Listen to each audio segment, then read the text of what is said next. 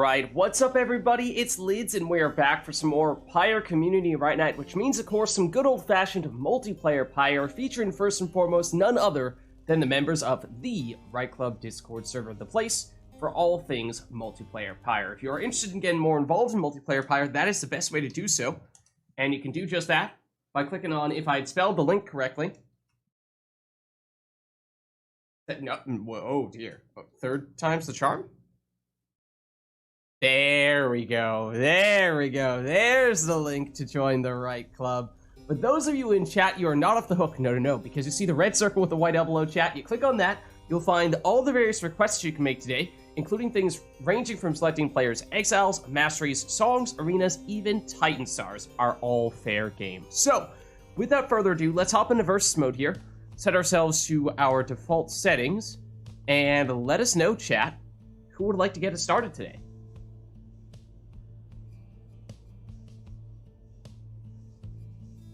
Any takers? Cacao looking to get us started. Great. Let me. And Wamelon? Okay, now remind me. Is this one of those? Okay, I was gonna say. Yeah, is this one of those keyboard and mouse versus keyboard and mouse situations? Because I feel like it is. Yeah, if one of you two is able to stick around and maybe hop in later, that way we can try to still get, then we can hopefully get a controller player to be the other person, like Failure here, and then we can still have everyone using their preferred control setup, and keep people on keyboard and mouse if they prefer that later on.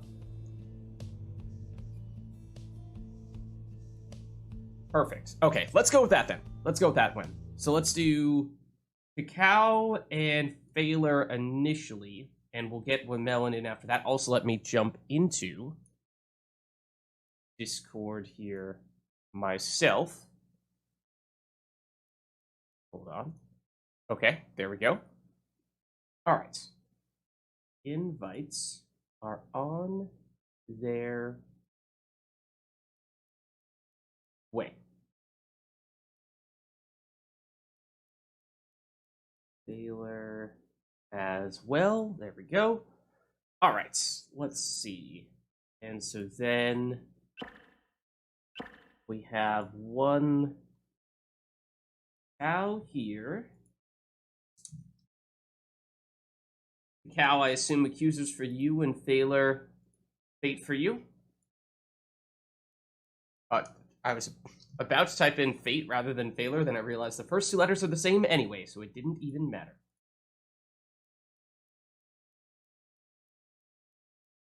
Okay, so... Always nice when things work out like that. It's almost like you planned it that way, Failure. It's definitely the only reason why the Fate is your preferred team.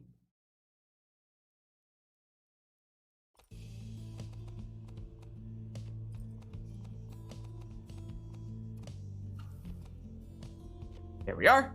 Okay, let's check controls for Cacao, and let's make sure that Cacao has controls, because he does not. Now he does.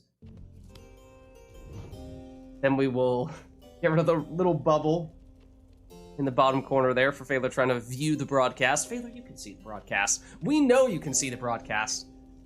All right, Cacao's all set. Let me just see. Do a little bit of, oh no, not that. This gets rid of it, right? Okay. Alright, so, in that case, let us know, chat, if there's anything you'd like to see for our first match here. Otherwise, we'll just have these two get things started with their preferred setups. You know, also I misspelled Cacao. But, other than that, you know, we could potentially give them a chance to warm up here. It's actually Cacao now, in case you didn't know. Honestly, I'm surprised I was the first person to notice. Orlek, I'm assuming that was supposed to be an Exile's request. I think you did talismans there, but yeah, good talisman, I must say. I mean, in British slang, I believe talisman can be a a substitute for the captain of your team, like in English football or soccer in the US. Sometimes they refer to the captain as the talisman of the team. So in some ways, it actually is 100% correct. All right, let me uninvite you and reinvite you then, Cacao.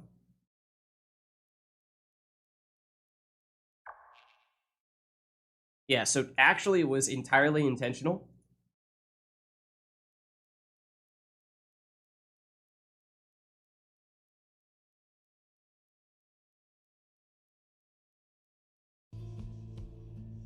It's confirmed. No, I've watched my fair bit of football in my day, you know. Steven Gerrard, talisman of Liverpool.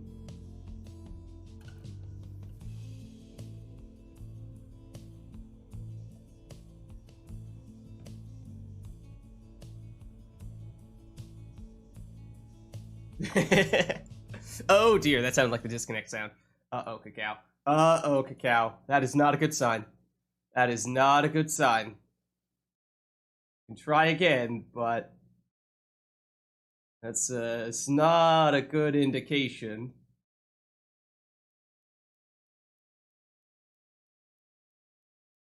Really? British accent is probably the single most common accent I do. Unless you want to call old man an accent.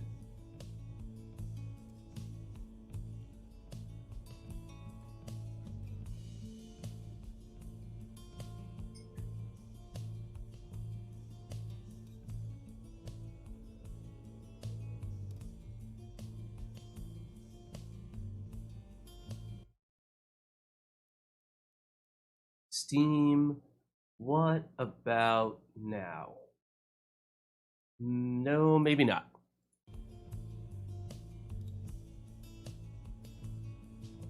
Yeah, for me, British accent is definitely the one that I have the most practice and experience with. From there on out, it goes downhill very quickly. Well, you see, there are really multiple kinds of English accents. And then there's like the football pitch. Any given Sunday. Odd accent.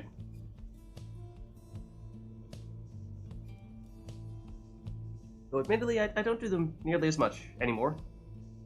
Probably a bit out of practice. I also don't listen to the morning soccer matches nearly as often anymore, so don't hear them as often either. I mean, yeah, there are probably a few different kinds of British accents. But then, like, for example, Australian, whenever I try to go Australian, it immediately devolves into an English accent. Same can often be said with Scottish. I don't know what else I could do. Yeah, I don't even know what else I could do. Without just being totally atrocious to the point where it's just offensive and bad. Alright, shall we try again, Cacao?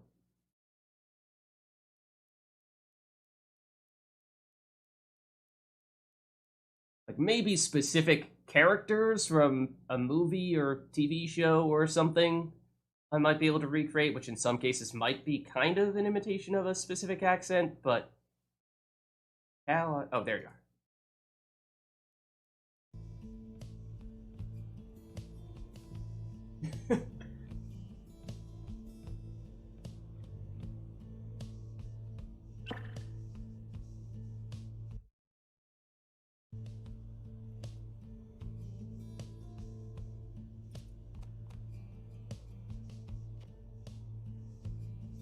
Alright, at least in theory, we have him back now.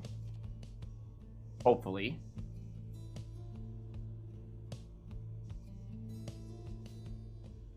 So, in that case, maybe we just hop into this first one and we check and make sure that Cacao is okay here before we try anything too special, too crazy. Ark exiles, You are gathered at the spring of Jomur. Here you may yet prove your worth. Prevail and step closer to freedom. Accusers, stand prepared. The fate, stand ready.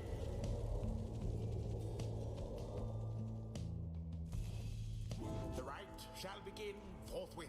Alright, so no requests here. You're free to take whatever you'd like.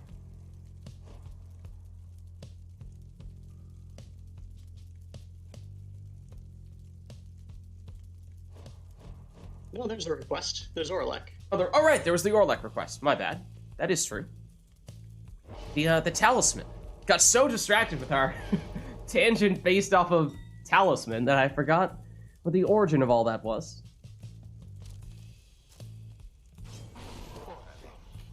Yeah, for me, I think it's like, when I try to do an Australian accent, I can think of a couple of words that I consciously try to say differently in an Australian accent, but then after that it immediately is I don't remember how I change it relative to an English accent. It just turns into an English accent.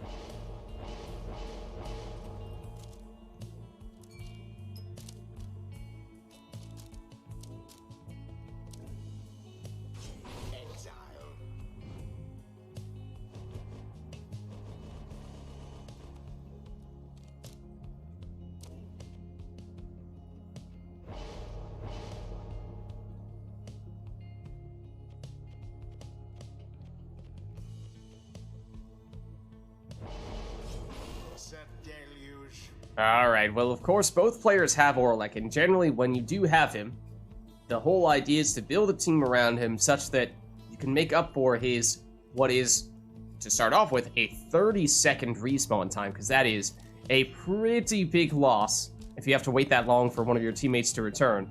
But if you have things like Worms that have the mastery that can bring back a banished exile when you banish one of your opponents, then that can certainly help make up for it, and that is why once upon a time, this was the meta team, so much so that it had to get banned at tournaments because it was so clearly far above everything else. But here we go with our first run of the night here, and we will see just how effective these Orlek team compositions might be. Nope.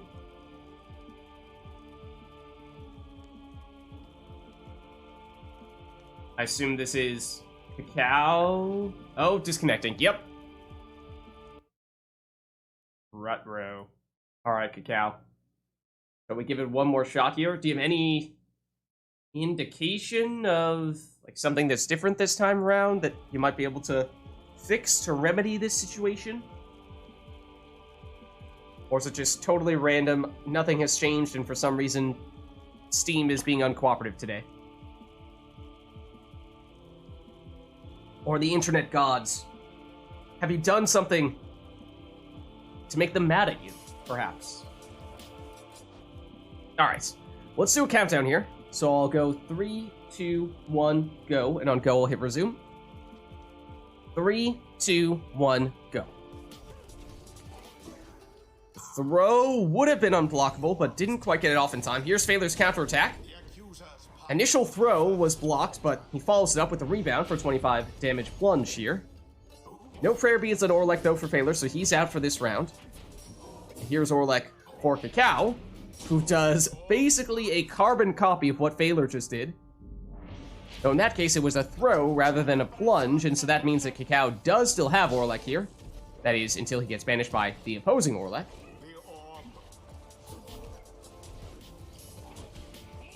Cacao going for the worm throw that is unblockable, and he does get it off in time. The Orleks collide. Phaler gets his back. Oh, and Siege Chance active here for Phaler. That throw might be short, though. It is. Valiant return for Cacao. And a little bit of Infiniworms here. Using Orlek. Maybe that was the idea behind it. We saw that Phaler went with what was the usual Orlek meta setup, which typically involves one worm, one imp. But Cacao mixes it up a little bit here, going double worm plus Orlek. And maybe that was the idea. By having Orlek banished most of the time, it is functionally just a team of 2 worms when he's gone. But Phaler scored, and now here's Cacao countering with a score of his own.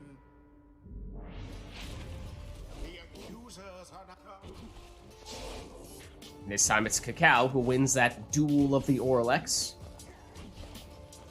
Knocking back the defenders and banishing some of them with his throws, but does eventually go down. That brings back Phaler's Orlek, who's trying to rid the way of those worms that were blocking his path. And now here's the mini pseudo-infiniworms.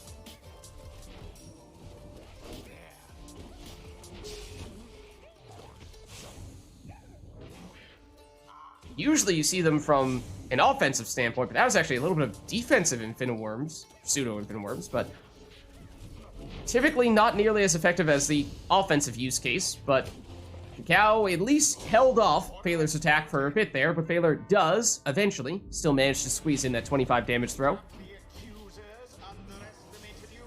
Which of course means one more. Could be all Phaler needs here, but now Cacao throws this in for 25, and that means both players could go down with one more full damage Orlek score. Or in Cacao's case, could actually be even the worms would have enough damage to do that as well. Down goes Orlek for Cacao.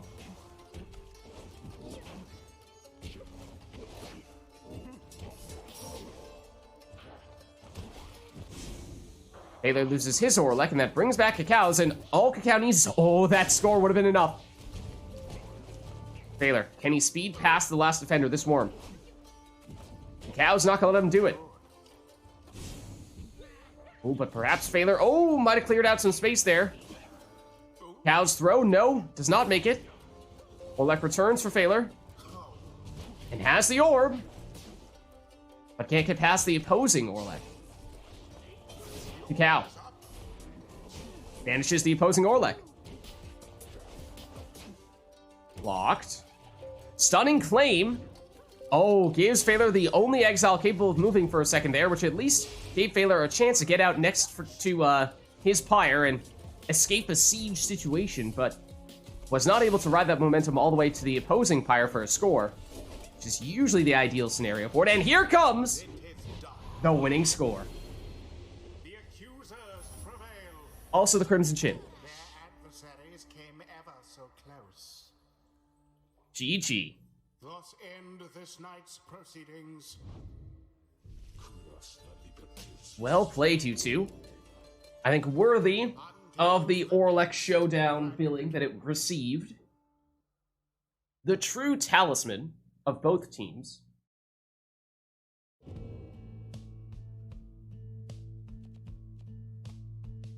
And now let us know, chat, if there's anything we'd like to see for the next one.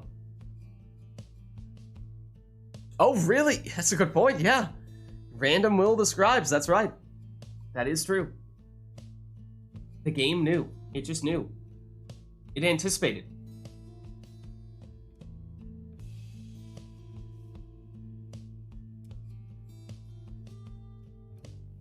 So yeah, is there anything that we would like to do for this next one, or do we have the players take whatever they'd like to take?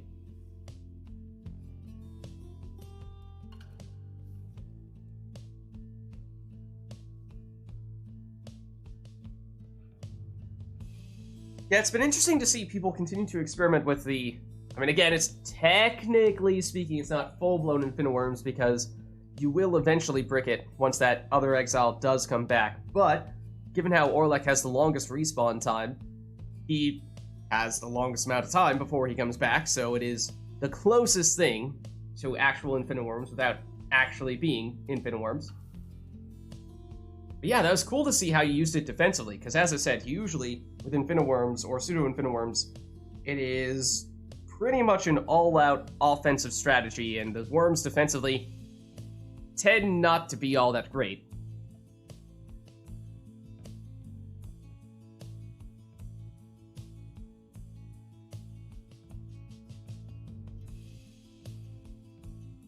Not seen any requests from chat here, though, so unless we get a last-minute thought here, why don't we get things started?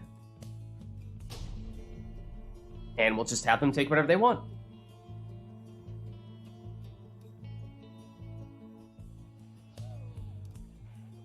accusers shall confront the fate. Welcome. Alright, so no requests. You may take whatever you'd like. Conduct the rites.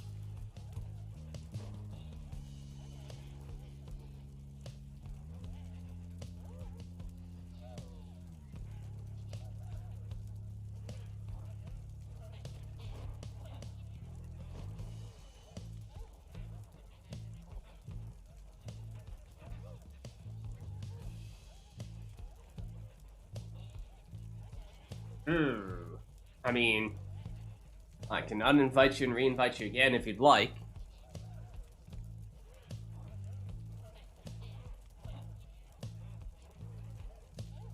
We could try that. Well, Let's give it a shot, I suppose. Them sharks.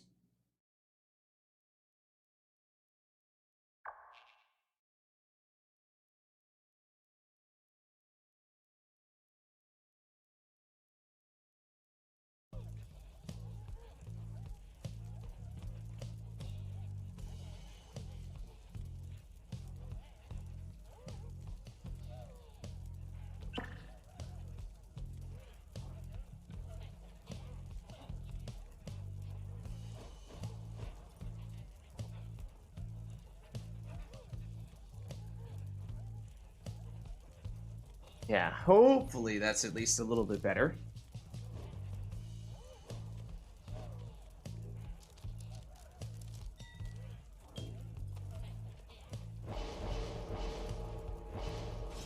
exile.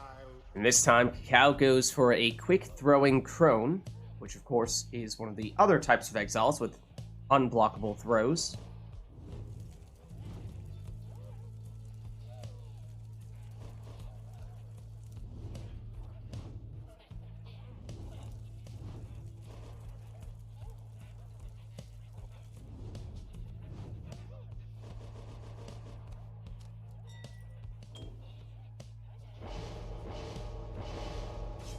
Alma. Phaler goes Ninja Almer in his first spot.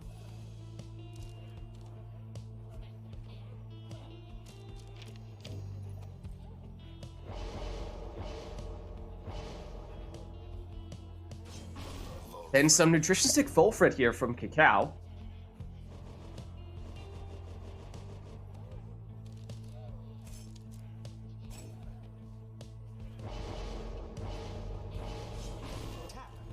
Freyr beats Tamitha in the next spot for Phaler.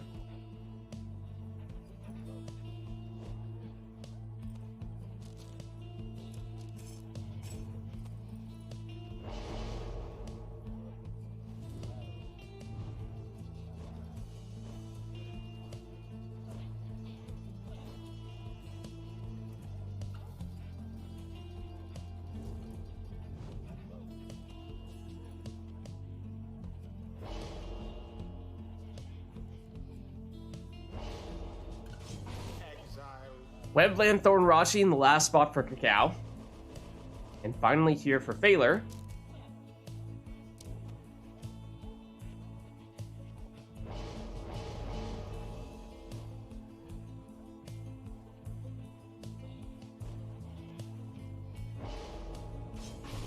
It'll be an exploding deluge. Alright, match number 2 here. Almer teleports to the orb. But Cacao has recovered it, and that is the extra blinking distance from the Nutrition Stick on Volfred. Unblockable throw. Oh, and it had enough on it to make it all the way in for 25 damage here. Taylor teleports the orb and, oh, nearly gets a quick throw off there, but it does get intercepted. Baylor's looking for a big banishment there. Does get one, but had the chance to potentially get at least 2 there. And nearly recovers it with Tamitha, but she goes down, but then teleports the orb with Almer for a quick 20 damage throw here. Almer back at it. And his throw makes it through here as well. The fates have gained an edge. This time, Almer stopped. Same with Forfeit. Tamitha. Oh, looked like she was in there. But she's just barely blocked from making it in. And there is the Nutrisistic Blink straight into the Pyre there from Volfred for 25. Means, of course, no prayer beats, so he's out for this round.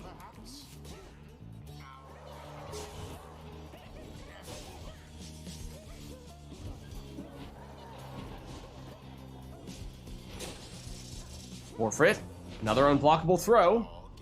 This time it's 30.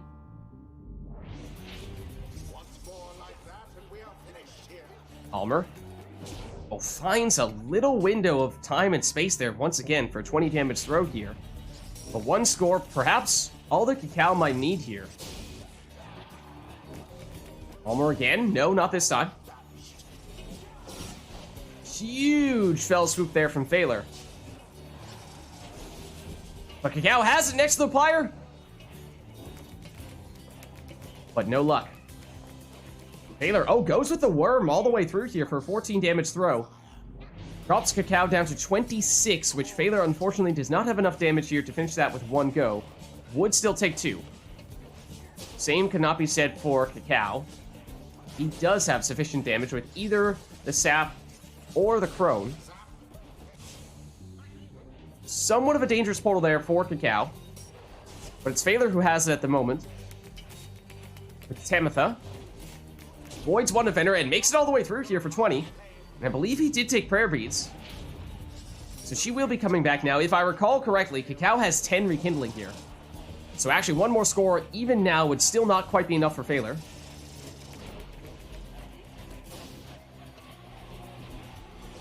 Phaler, oh, trying to get rid of the Crone, and not quite! Gets pushed out of the way, but still somehow Cacao gets the throw to hit. The rite is ended. GG. Until the next rite.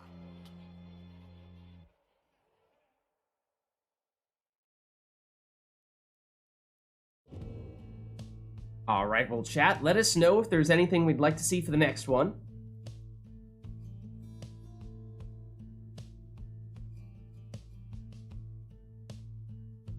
If not, then of course, just like the last time, we'll have them take whatever they'd like to take.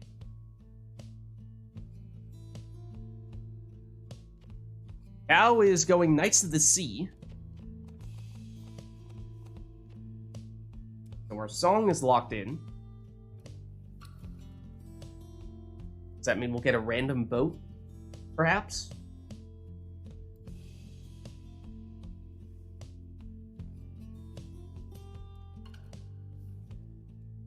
Well, Proxy says no way. No way am I going to let that happen. It's going to be at the Glade.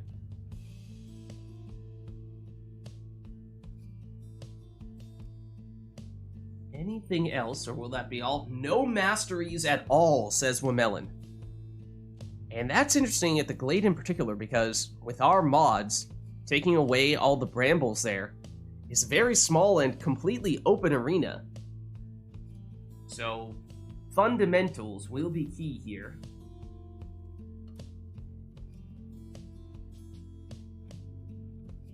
And let's get it started. Random talismans. Oh, we can still make that happen. Yeah, that's actually more of a bot request than anything. The accusers versus the fate. So no masteries, and we will use the Discord bot to select your talisman for you. In which case, why don't we... How do we want to approach Of course I get a black heart. That's excellent. All right. Phaler, did you do all of yours just now? Let's see. Phaler went Blackheart, Infernal Bloom, Twilight Shard. That it, yeah, I mean, every time, right? Every time that Blackheart. Now I'm just waiting for it to say Orlek for one of the talismans. The Leech, Black Hoof, okay, well, as we were saying. There's the scales of karma. And Bright Wisp. All right. All right. We will see how the players make do with those sets of talismans. So again, that is for Phaler, Blackheart, Infernal Bloom, and Twilight Shard. For Cacao, it's Hoof, Bright Wisp, and the Neeland Leech.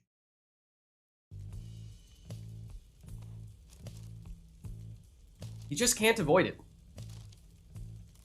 At this point, it is basically just a rule of the downside. One of the fundamental, unavoidable laws.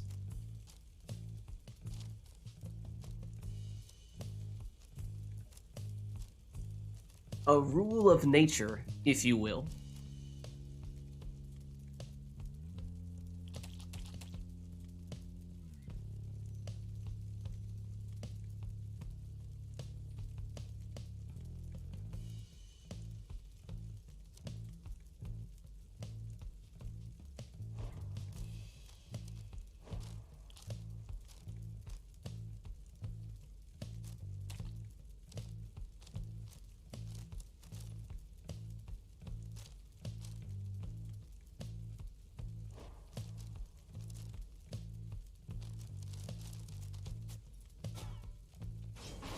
Alright, it's a Bright Wisp Stowaway in the first spot for Cacao.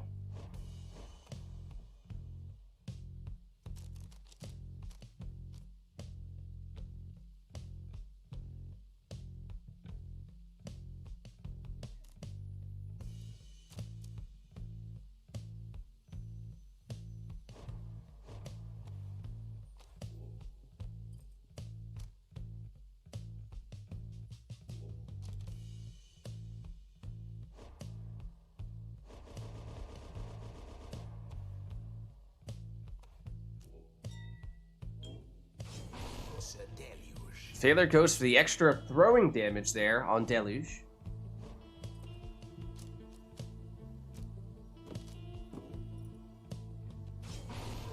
And there is the Curse Talisman, the Black Hoof, on Manly for Cacao.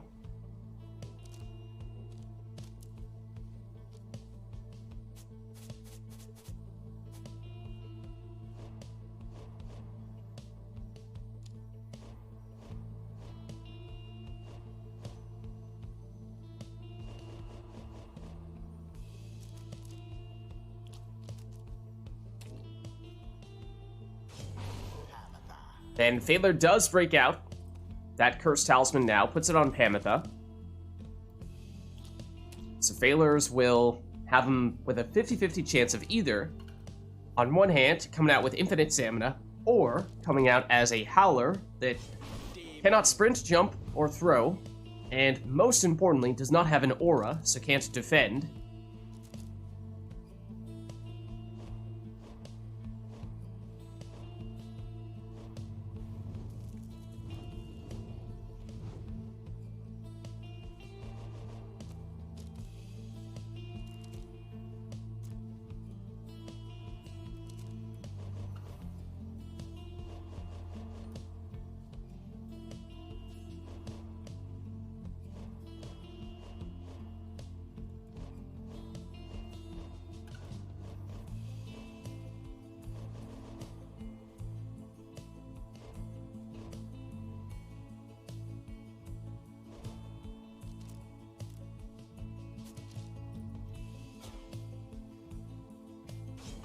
And then there's the Infernal Bloom. Phalar opts to put it on Ignarius.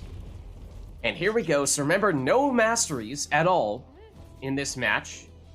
The talismans have been randomized. So it's going to feel quite a bit different, I think. Here's the Stowaway, but she's blocked. And Vanish. Same can be said, though, with Pamitha. Phalar. Back on the orb here. Moving in with his worm. Can't get the throw off in time. Phalar gets rid of the sap and sapling. Now it is just Vizpaleth here, who has now been banished. Phalar with a little bit of an opportunity here. Opts to capitalize on that opportunity with a 20 damage harp throw. Phalar sidestepping the cast. But his worm is blocked and banished. Cow with Vizpaleth. Vizpaleth down, now the Stowaway. She's banished, but automatically passes the orb when she goes down, except The character that she tried to pass it to can't hold the orb because it has Black Hoof. And that means Phaler got it back and was able to plunge here for 30. Those cursed talismans. You have to be careful about them, or else they might come back to bite you. Of course, both players have one of them by complete chance, but as we were saying, it does seem as though that it's just about guaranteed whenever we randomize talismans that at least somebody is getting a cursed talisman.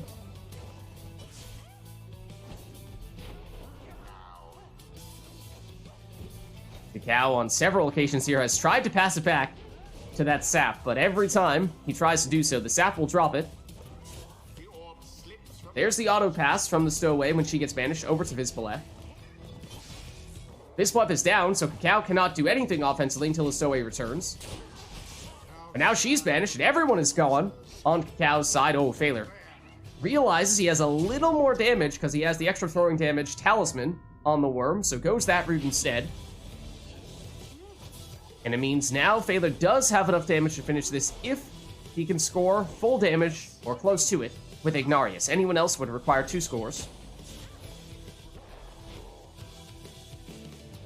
So does that mean that Phaler tries to force the issue here with Ignarius? Or does he perhaps settle for whatever type of damage he can deal here? Of course, it is currently Cacao on the orb. And knocking back some defenders. Oh, and nearly got in there for 30 damage on the Vizpaleth plunge. Phaler has it, but has a lot of ground to cover here. Ametha, though, can cover that ground much more quickly than Ignarius can. So A returns. Has the safety of that aura there to help protect her.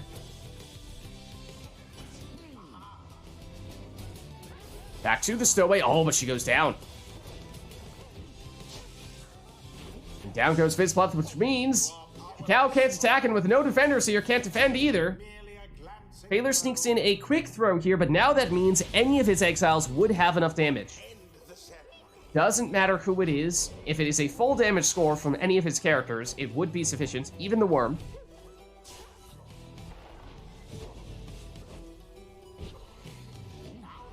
Cacao still can't pick up that orb until he gets someone else back. Here is Vizpaleth. And now with just one defender to stop her. Ah, but gets blocked. Has it back. Knocks back one defender, but gets knocked back by the second.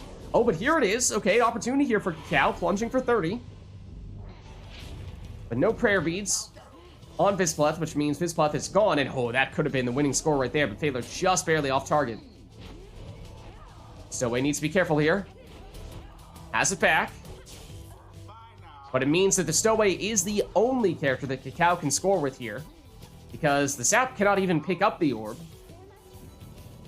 Which does make matters especially difficult, because Phaler knows Stowaway is the only exile he needs to worry about defending. And for Cacao to get a score in here, it would require just about a perfect set of circumstances. Here comes Pamitha for Phaler, and that's the winning plunge. The fate prevailed. 'Twas as though the scribes themselves stood by their side. GG. Thus end this night's proceedings. All right, well played. Let's head on back. Until the stars align. I mean, that's a pretty tough team to score with when one of your characters can't pick up the orb. Demons in general with no talisman, or rather with no masteries, I think, are really tough. And then that means if you're relying almost exclusively on the Stowaway to be your scorer, and if your opponent knows that, then it's not a lot you can do to stop them from shutting you down. That's interesting. Not sure we've seen this request before. No humanoid. So to clarify, I assume that means no nomads, no savages. Who else, if anyone, qualifies as a humanoid? I assume demons. No human faces? Oh, so do harps count as humanoids in that case?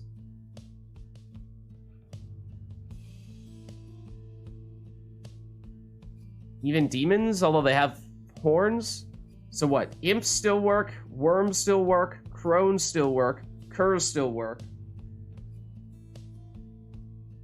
Who else? Saps are plantoid, Saps? not humanoid. Saps would count, yeah, that's right.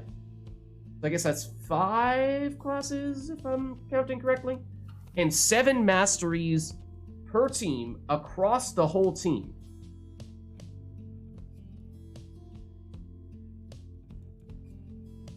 Crones aren't that humanoid. With their faces? No, I don't think so. They're definitely like reptilian or something. They're not even mammals, I don't think. They're snake-like people, right? Yeah, they're reptiles, I assume.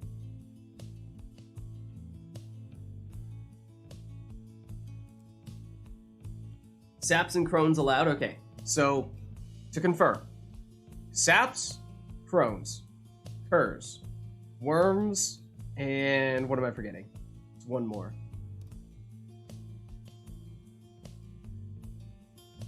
Imps. Those are the 5, I think. Yeah, they're like 80% non-human. Okay. So those are the 5 groups, the 5 classes of exiles you can have, and then 7 masteries across your entire team, which means you could put 4 masteries in one exile, 3 masteries in another, and 0 in your final one, or you could mix them up in a more spread out fashion, whatever you think is the most appropriate for your team. If curs count, crones count, okay. Well, I think we all have different definitions of what humanoid is. I personally don't understand how a cur or a crone could ever qualify as a humanoid, but you know, Roxy has given us the official determination.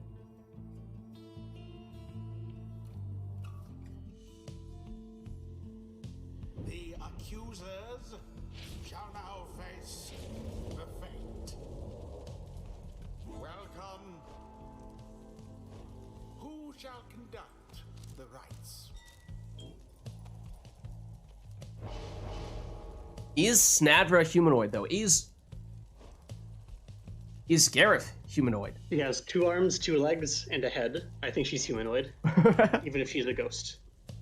But what about Gareth? We just don't know. I mean, I would argue he's not a human. He is just a fashion icon incarnate. Some might call him a god.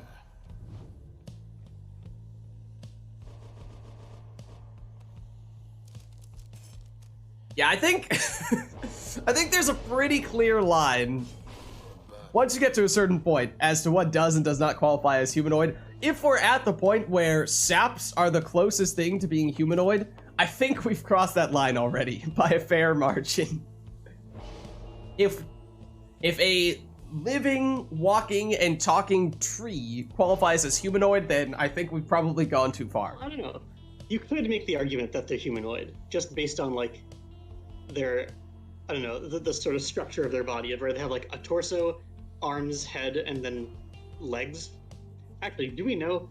Ah, hell, we're gonna get into the anatomy of saps once again. It all leads back to the sack feet. I mean, do they even eat, or do they photosynthesize? Because if they photosynthesize, then they are fundamentally the most different compared to everyone else. They're not even in the same kingdom. Oh, and don't forget the mastery count. True. 7 masteries total across your entire team. So I did not catch how many masteries you guys had put on your initial exiles here. As I used 4, and I definitely forgot about that. I would have done something different. I don't know if has Cacao. Okay, Cacao has not used everything. Okay, so Cacao is all set in that regard, or at least can proceed. Choose someone. Wissy's like, you know, even I got a little distracted by the whole what qualifies and does not qualify as a humanoid thing.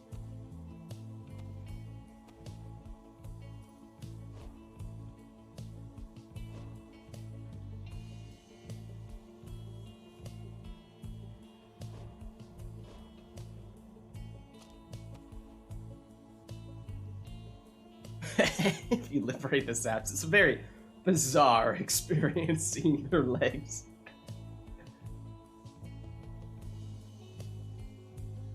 What do saps do when they walk? Because usually in a rite, their legs are like subterranean. They're below the ground, right?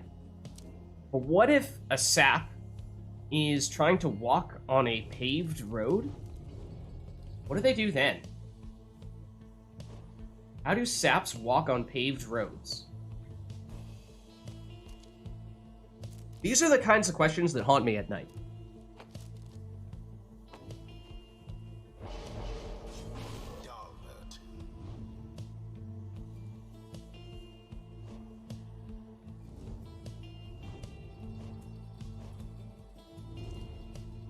Tentacles, otherwise known as roots.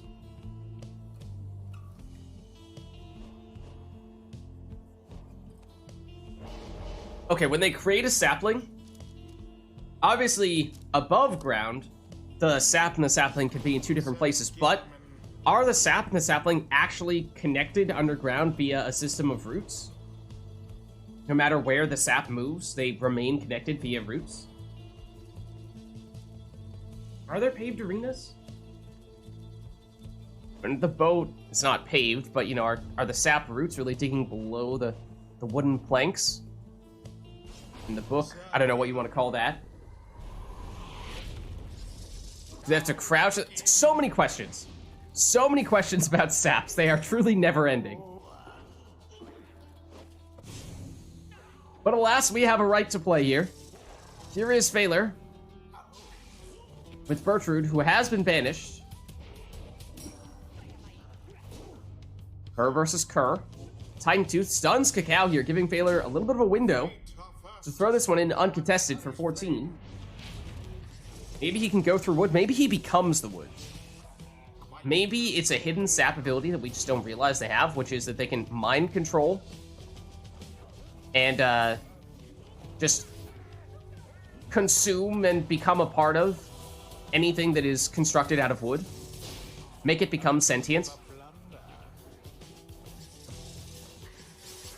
Again, just so many questions. So many questions. Saps basically just do splits with their roots rather than have them sink below the surface. Whoa! What just happened to Gilman there? He just flew across the arena.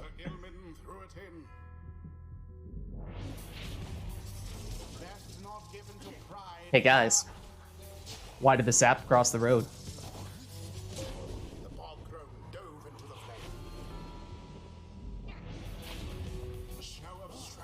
Chip linked to the other side.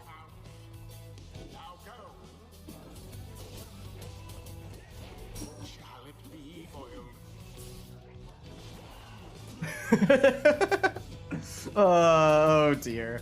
Oh dear. Anyways, here is Cacao with Gilman. Gilman down, but has cleared out some room here for a Kerr throw for 15. It's horrible, I love it. Oh, and Phaler breaking out the Crone Salute, turning all of Cacao's exiles into defenseless howlers, giving him what is more or less an automatic 30 damage throw here. Phaler blocks. Cow on the counter. Not for long. Phaler with just Gilman here. Has an opening for an unblockable throw, which does land for 10.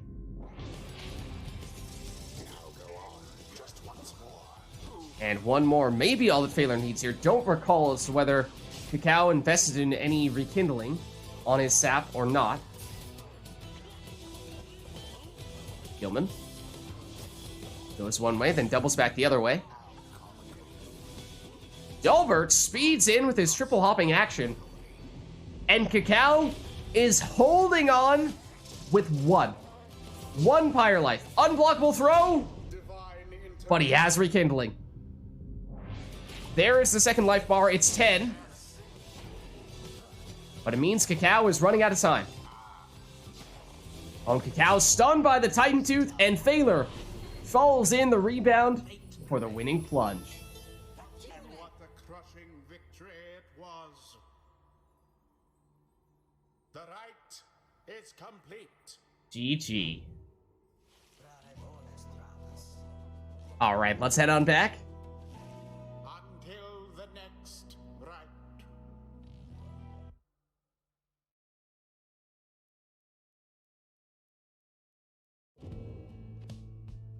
Alright, well, let's reset our song, but otherwise, chat, let us know if there's anything we'd like to see for the next one.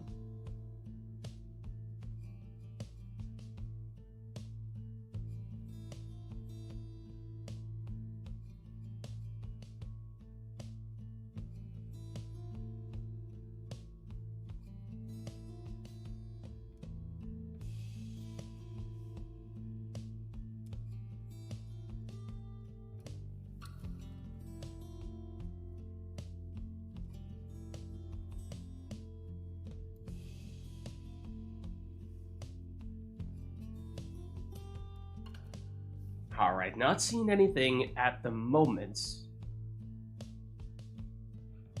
So, of course, in the absence of requests, we'll just have them take whatever they'd like to take here. Unless we get a last-minute request here, but not seeing any. So let's hop back in. Oh, okay. We have a talisman request for the red and blue bands. The rings. One ring to rule them all and give the other infinite stamina. Welcome. Who shall conduct the Yeah, those ones.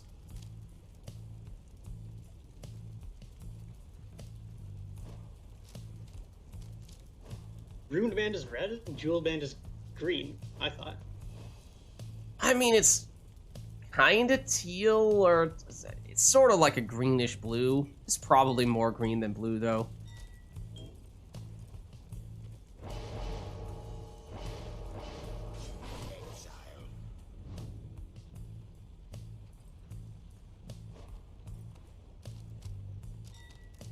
Bonus points if they're on shipped characters. Oh, hold on. The plot thickens. The plot thickens.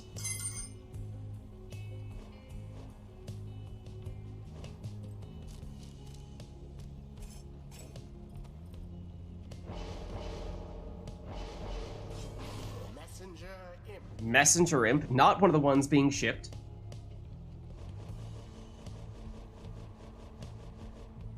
So for Phalar, it would be someone... I didn't know about the bonus points until, like...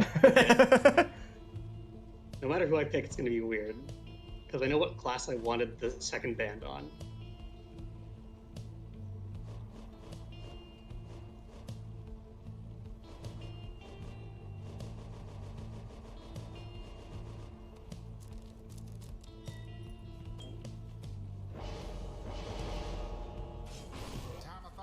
Mad. An angry couple.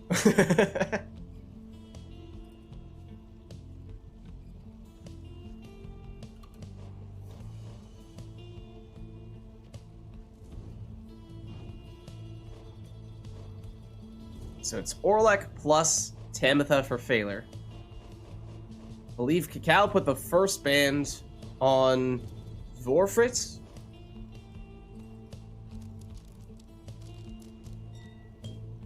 So Vorfrit plus Tamitha? I mean, we know basically nothing about Vorfrit.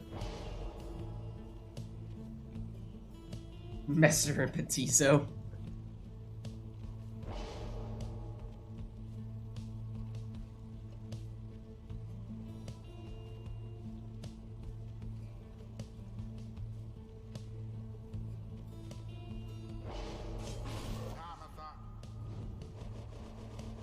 Alright, last one for Phalar. He's already taken both of his rings.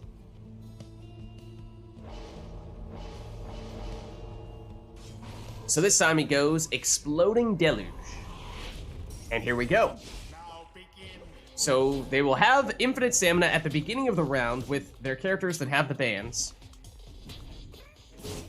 Oh, and nearly an opportunity there for Phalar on Orlek. And for what it's worth, getting the band on Orlek, increasing his hope just a little bit, substantially reduces his banishment time.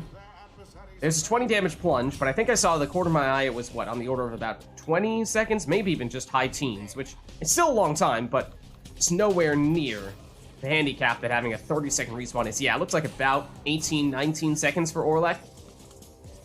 So it's possible to get him back, even without finding other means. But it is, once again, Cacao plunging here for 30.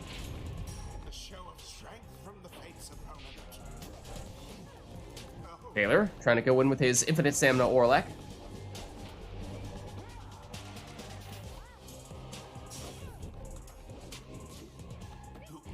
Orlek blocks, but still in here. And has it back. Blocked once again. Oh, but down he goes. Big jump that nearly took him into the Pyre, but Harp versus Harp, and Phaler has it here. Cacao defenseless. So Phaler able to plunge for 20. The face fire now burns relatively brighter. Cacao, oh, fakes one way, goes around the other. Finds an opening for this 20 damage plunge. The accuser's fire now burns brighter. Phaler able to get rid of forfeit and bring back Orlek. Throw is intercepted. Oh, and Cacao deliberately just stalls by having his imp flutter over the lava until one of his other exiles returns. Oh, and look at this. Cacao using the Crone's loot, turning Phaler's defenders all into defenseless howlers, giving him what is more or less an automatic 30 damage throw there.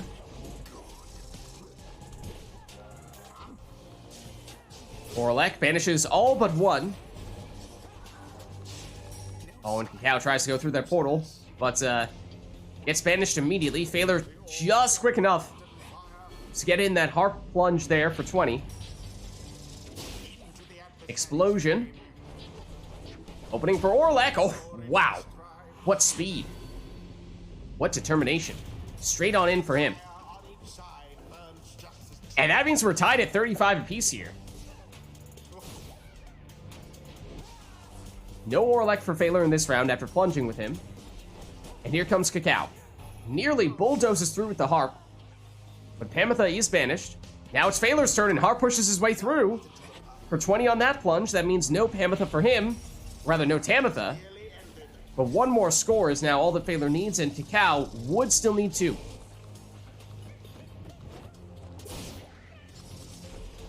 Phaler trying to clear out a little bit of room here for Orlek. And may have done just enough. But he's blocked. Banishes one defender. Oh, gets banished by the second, though. Deluge.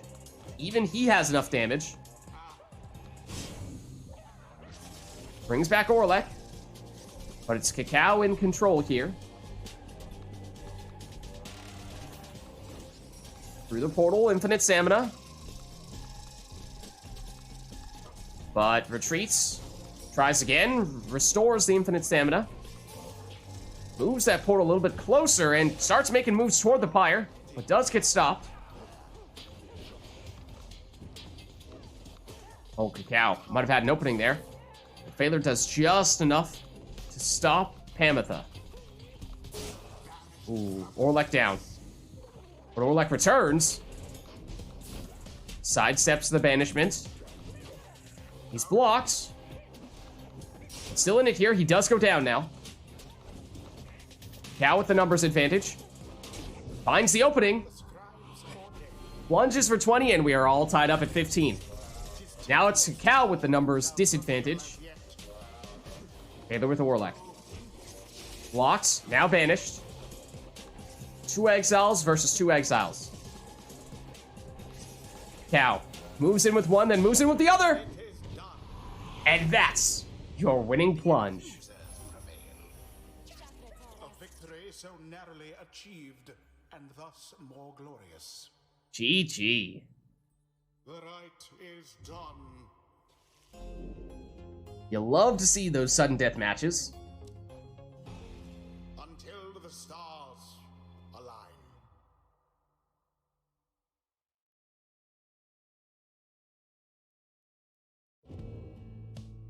All right, well, let us know, chat, if there's anything else you'd like to see for the next one, and maybe in the meantime, we'll take a peek at this clip that Honora has. And Cacao is holding on with one Pyre life. Unblockable throw, but he has rekindling. And Cacao is this off the wall with Bertrude, where she starts the throw, gets knocked off the wall, bounces off it, but it's still on target. Is holding on with one. Right there, off the wall and still on target, and triggers the rekindling. Very nice. Very nice.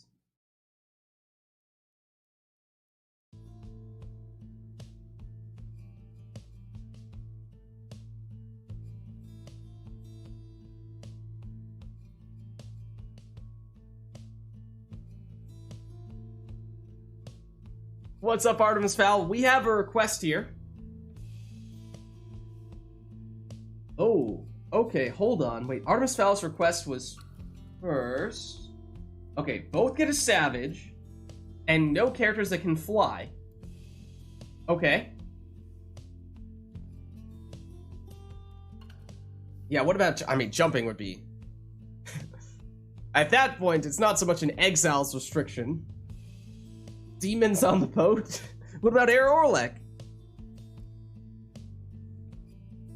So I assume that means you are getting a Savage, but you're not allowed to have, what? A Harp? You're not allowed to have an Imp? Cases could be made for triple hopping Curs. Jumping is still allowed. Okay. So yeah, no Harps, no Imps. You must take a Savage.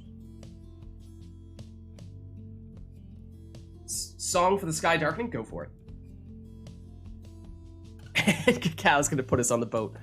Just to see if, sure, technically speaking, they may not select characters that have wings, but we will test that theory to see if that really means we're preventing flying here. Right, if they can pull it off. Alright, but what is the song? Anor.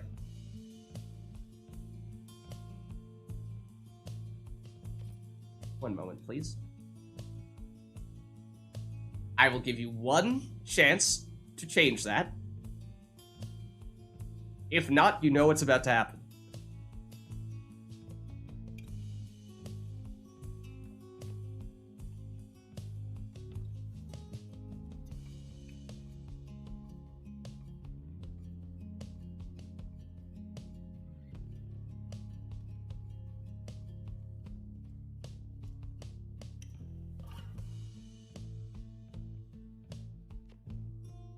Alright, hold on. Cacao needs to reconnect.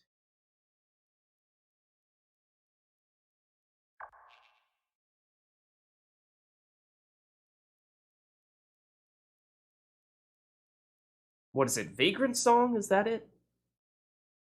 Or is that a different one? I forget. I often forget the names of the ones that are not built in to versus mode. Morning Song? Okay. Is that it? Is it Morning? I mean, you're probably right. Is it Vagrant Song? I just remember that that's the name of one of them. I don't remember if that's the right one.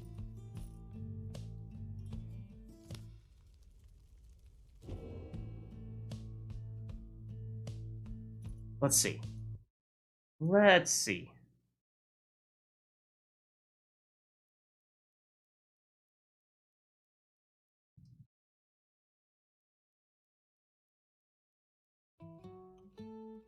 Okay, yeah, I think it's this one, right? Does seem like it's Vagrant Song.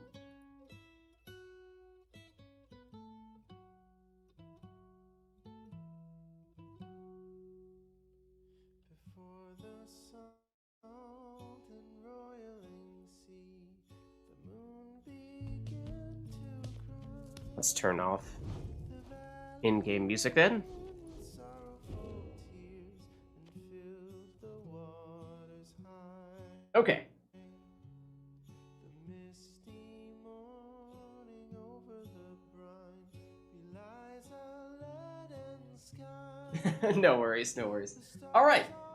In that case, let us begin. So again, it is, you must take a Savage, but you cannot take either a Harp or an Imp. Both of those are banned. The accusers shall now face the fate. Welcome. Who shall conduct the rites? Exile.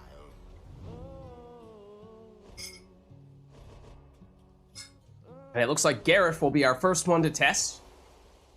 If they can make their way back home and learn to fly. Teams per second player on the boat. What's that? Yes, you have the fix. For the order of your team selection. Correct.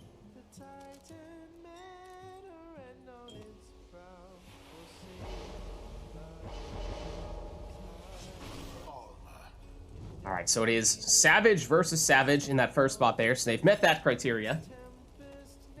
Now it's just a matter of they can't pick Harps, they can't pick Imps, but we were saying, could they perhaps still find a way to fly across the arena? I think it's possible. I do think it's possible.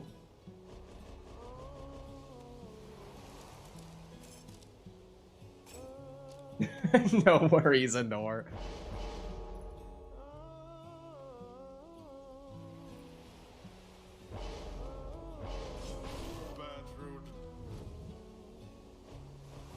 But what happens when you see Sally selling seashells by the seashore?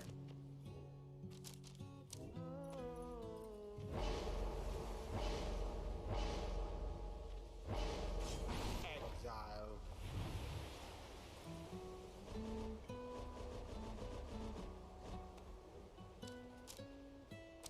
Alright, it looks like Cacao going for a much more high-flying team than Phaler. Perhaps Cacao trying to find a way to still take flight even without a character with wings. Phaler, less so the case for him. And of course those Savages can teleport to the orb. So even when it's in the middle like that, no orb is safe. Oh, that was a decent bit of airtime there from Cacao, but Phaler with a stunning claim, setting up. Surprised he had enough time to get the banishment and still followed in for the score, but he did.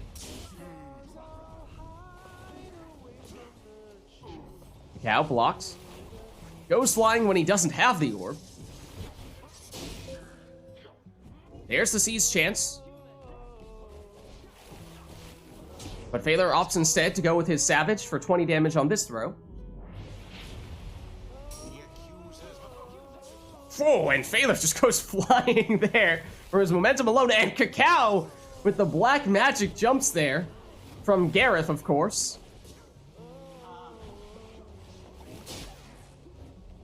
Gareth.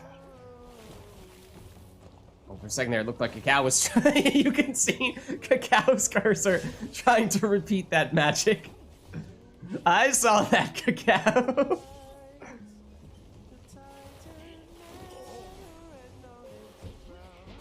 Alright, Vids Paleth. Oh, decent bit of airtime there. Retreats. Perhaps going for the big one yet again. Oh, nearly, but there were some defenders there, of course. Phaler with Bertrude. A little bit of extra distance on the jump, but I'm right to the Pyre's doorstep, helping him set up that plunge right there. And Prayer Beads on Bertrude means she's already back. And here she is. Oh, but quick defensive play there. Cacao teleporting back to the orb to stop that score.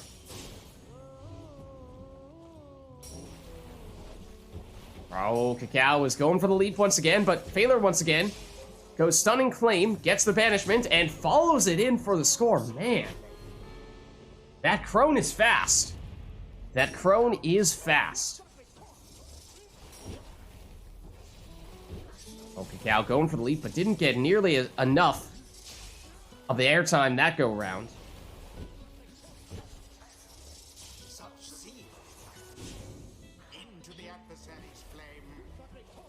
Gareth, oh, not this time. Now Vids Paleth. How ambitious does Cacao get? Oh my goodness. Wrong direction, but that would have been enough, you have to have thought, to make it in all the way from even the opposite side of the arena. But such is the way of boat magic, you just can never quite predict it, and there is Phaler's prone salute, setting up the winning plunge. They overwhelmed their adversaries utterly. GG. The ceremony is complete.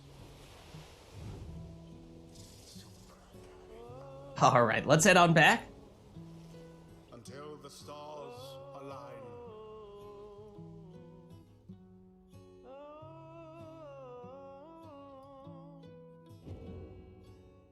Alright, let's set ourselves back here to our defaults. But just to check in with you two, Phaler and Cacao, how are you two doing? Either of you feeling the need to swap out, or you could stick around? And on the other side of things, in chat, do we have anybody who would like to hop in soon? If someone's ready, they can step in for me. Maybe like one or two more. I know Wamelon had expressed interest earlier, but we were trying to get a controller person against Wamelon so that Wamelon can stay on mouse keyboard.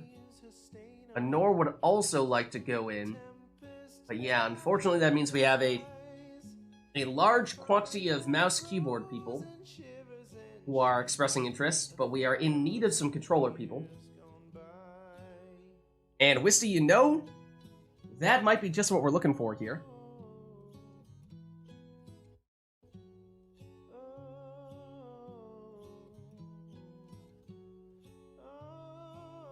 Proxy also on controller? Okay. Let's see, hold on. So if we have Wisty and we have Proxy, you can both go controller. Then on mouse keyboard, we have Anor and we have Wamelon. Okay, so in that case, why don't we, let's go, what if we swap in,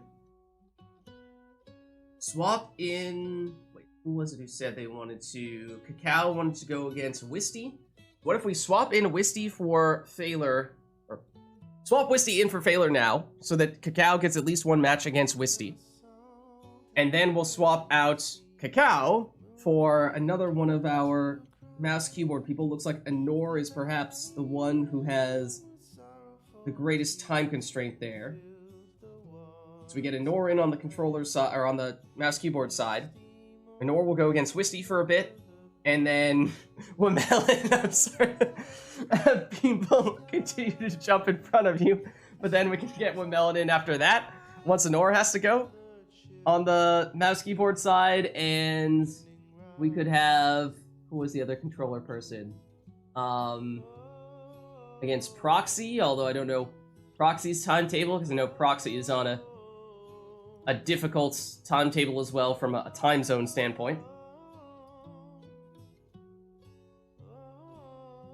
GG's then. I will catch you guys later. Thanks for stopping by, Phaler. Good to have you as always. Yeah.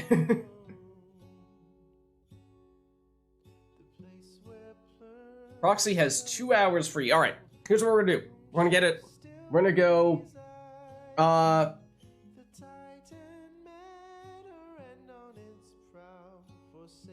Well, has to go 2.5 hours. We have a bunch of people who need to go soon. So let's go. We'll do some quick matches. And we'll maybe have people in for not quite as long as usual, so we can still squeeze in as many people as possible. So let us expedite the process here. Let's get the Wisty versus Cacao matchup here. We'll just do that once.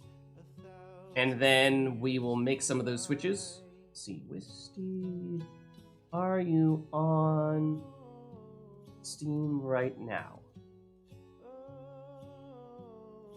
Yes, you are.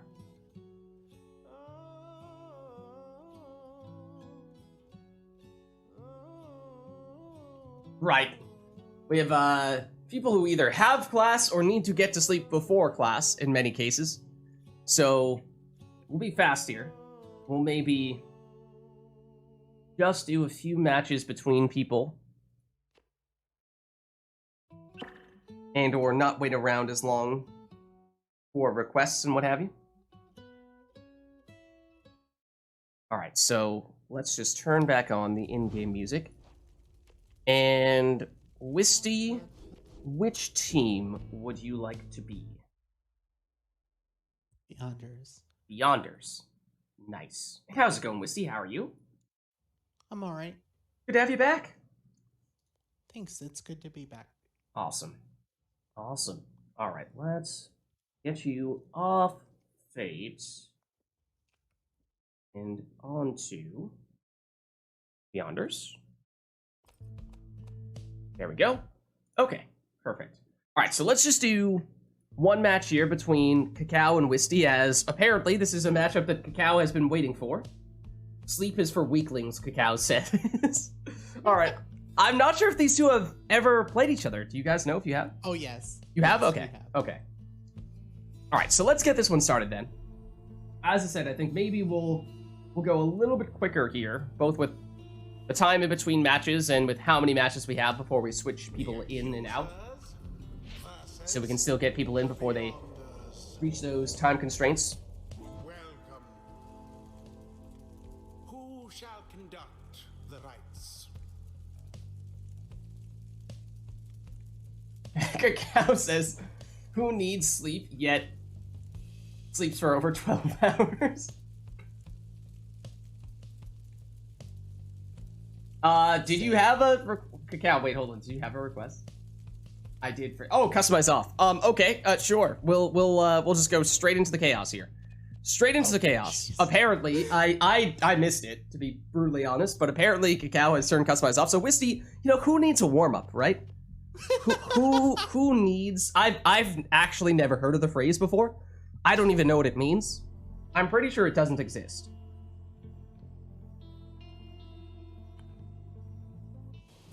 So of course it means randomize exiles, masteries, and talismans. And we're just gonna get thrown straight in. Won't even see what it is in info. What? Oh, for a second I thought the Cacao got a random triple imp. Almost. Wisty has Gareth the Savage, Zoxion the Harp, and Manly the Sap against Double Imp and Ulmer on Cacao's side. Of course, I was about to say don't know what the talismans are until we saw, was it Luminous Idol on that Ulmer for Cacao, I think, but here's Wisty with no defenders to stop them at the moment. Oh, but Cacao gets someone back just in time to intercept. Down goes Zoxiana. Cacao through the portal, and has super-powered portals, infinite stamina when he goes through them. So through them he goes with Ulmer. He's stopped. Oh, and does Wisty have one of the cursed talismans? I mean, there's always someone with a cursed talisman, right? I mean, for what it's worth, that is definitely the most stylish Howler I've ever seen in my life. If that's any consolation. But here is Cacao throwing it in for 9 to get things started. Warm-ups are for the weak, exactly. Who needs them?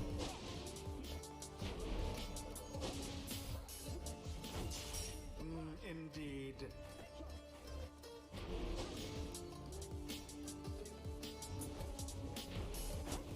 Cacao through the portal, infinite stamina when he does so. It goes down to the defender, although that does set up a relatively dangerous portal here.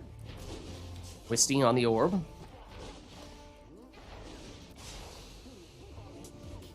But now Cacao has it back. Quickly defended. Here is the most stylish man in the downside. Fairy Spirit, on Tizo, and instantly picks it up for the infinite stamina. Or at least a short burst of it. Wisty intercepts and does the most stylish of rolls to dodge that banishment. I think that's... Is it Webbed Feet, the one that slows by neighboring exiles? The Savage Talisman? Or rather, the Savage Mastery, because I think we did just see the effects of that. On Ulmer. Or Ulmer having that ability, affecting Gareth. It's Howler Fashion Week, by the way.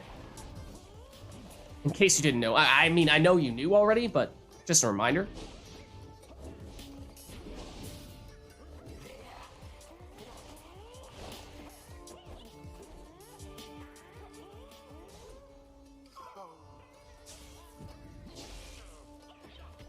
There is the Infinite Stamina Moondrop yet again, but remains unclaimed at the moment. Wisty is tempted by it, though. Oh, but the throw sneaks in here for 12 for Cacao. Moondrop, for what it's worth, is still there. The Wisty may not need it here. Going in with Gareth, but the throw is intercepted. Almer. Through the portal. Dodges the cast. Infinite Stamina on Gareth. Cacao doing some serious black magic. I don't even know what to call that. There is the Infinite Stamina on Gareth, but down he goes. So now the Moondrop is gone. Gareth has returned as a Howler. This time round. Cow through the portal. And goes straight in there. There were some auras right around the edge of the pyre, but did just enough to avoid them.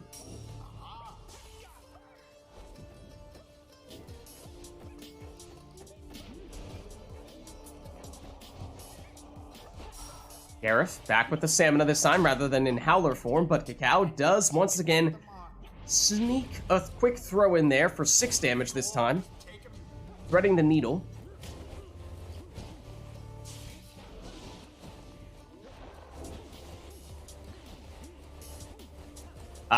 He's doing it again. He's doing it again! Somebody stop him! He's doing it again!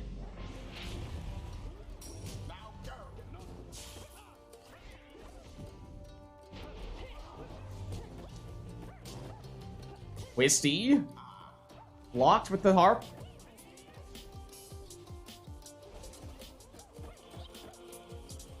Cacao. Plunged with Almer, which means if Cacao is to score here, is going to need to make it happen somehow with the Imps, which tend to be more defensive characters. So that will prove to be somewhat difficult, but does find a way to get that throw in there for 15. Wisty teleports in with Gareth, but loses him. Fairy Spirit there. Given the Moondrop, which Cacao picks up, but immediately loses that exile. Wisty makes it in there with the harp for 20. No prayer beads, though, so it means Zoxiana is gone for this round. Gareth jumps the other side, but his throw is intercepted. Here's Almer.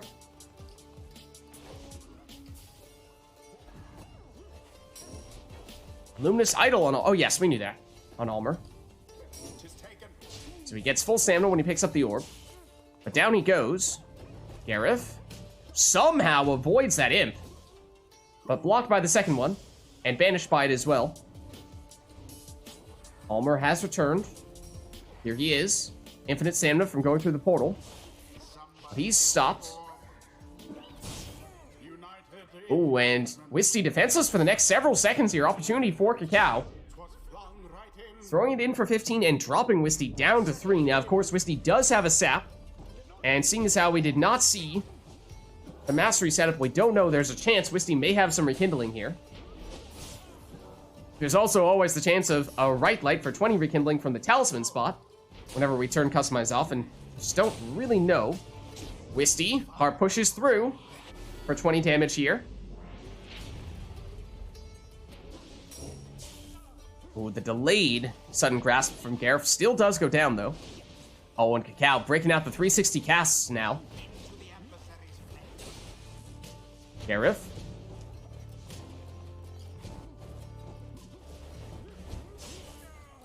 He's banished. Manly is back. Oh, the throw makes it in. But there is rekindling. So Wisty's second life bar now, there's 10. The throw there, oh, does get intercepted.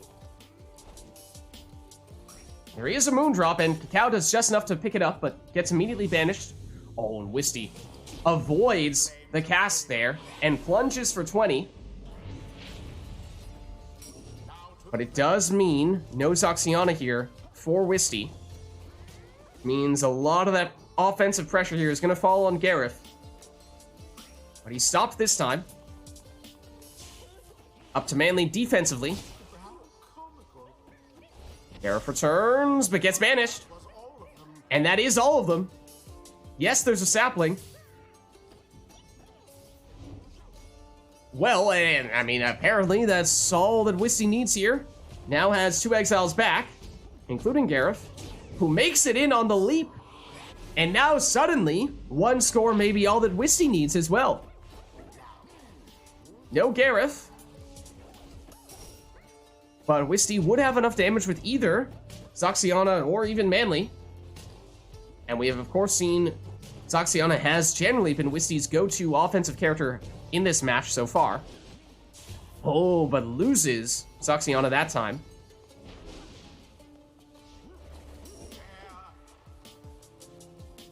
Zoxiana returns. As does Almer. No, he's cut off. Down goes Manly. Here comes Zoxiana for Wisty. Oh, and here come the reinforcements. All the defenders back all of a sudden, and Wisty defenseless for the next several seconds. Cow through the portal, but Manly has returned.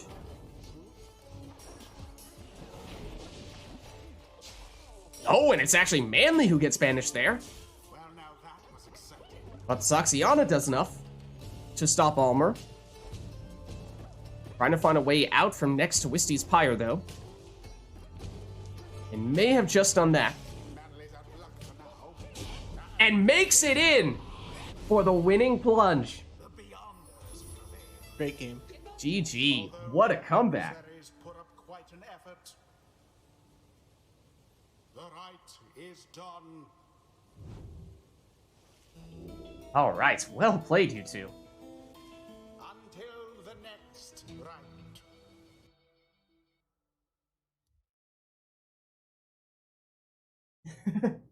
Needed to bring back the black magic.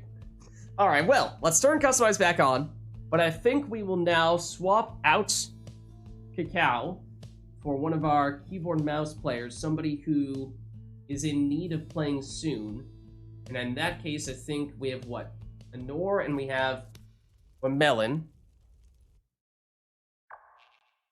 Yeah, hold on, Cacao. I can boot you, okay? Don't need to quit Pyre for us. See, I think we established that Honor has a slightly more time-sensitive schedule. So I think we're going Honor next. Then Proxy is next after that on the controller side. And then Wamelon on the mouse keyboard side. And we take it from there. Okay.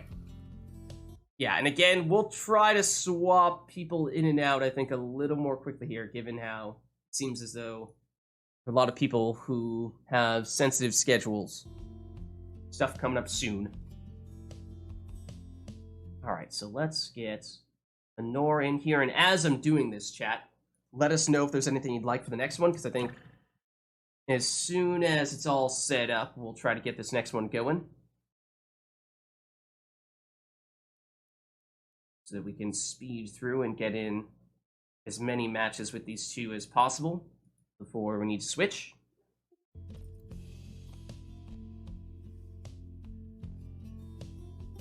Okay, and also let's double check. Does Nor have controls? She does. Okay, let's check what we have set for her controls. Wamelon? Excuse me? What?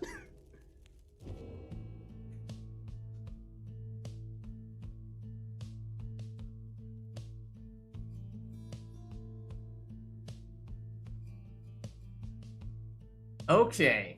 Proxy has an interesting request. I have no idea how we'd ever implement Wamelon's request, because I have no way of knowing if you actually have your eyes closed or open, and also that's just not terribly feasible. So there's that. Then there's Proxy's request, which is that apparently the ground is cursed in this next match. Your crone has told you of this. The curse can either be avoided by flying, so ARP or IMP, or by holding a cursed item, Crones are also unaffected because of their affinity for magic. So you can go Crone, you can go Harp, you can go Imp, or you could take another type of class, but to do so, you would need to use a Cursed Talisman.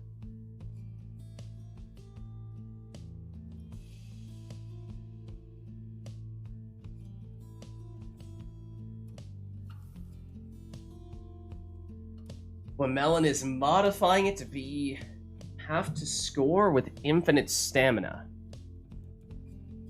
Okay. There are ways to do that. Yes. Also, not the easiest thing to do, but technically possible. If I have to score with infinite stamina, I'm almost definitely gonna mess it up. Yeah, I think maybe if we're trying that one, then we say, you know, make a team that has some characters that can have infinite stamina and try your best. But, you know, if you run out of, if the infinite stamina period expires just before you plunge or throw or whatever, then, you know, you tried. We won't hold it against you. It makes sense. To test the limit of outlandishness. Alright, fair enough. Yeah, I think eyes closed is not feasible. Infinite stamina is very difficult. And Proxy's going for the lore. Alright, let's see if we can make this work. Maybe the floor is also lava, so you need to move quickly, and therefore you need to have infinite stamina when you plunge or throw. I don't know.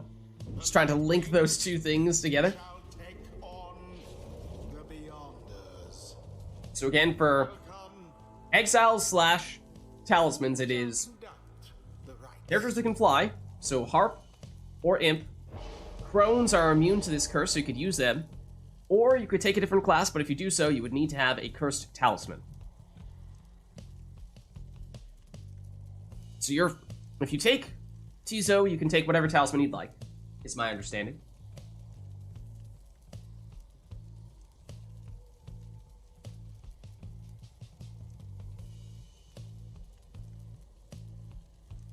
Yes, you can take whatever talisman you'd like, in that case, Honor.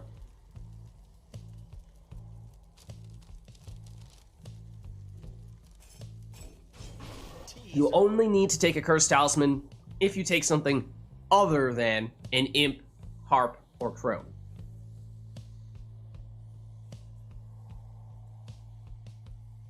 And then you put that Cursed Talisman on that character.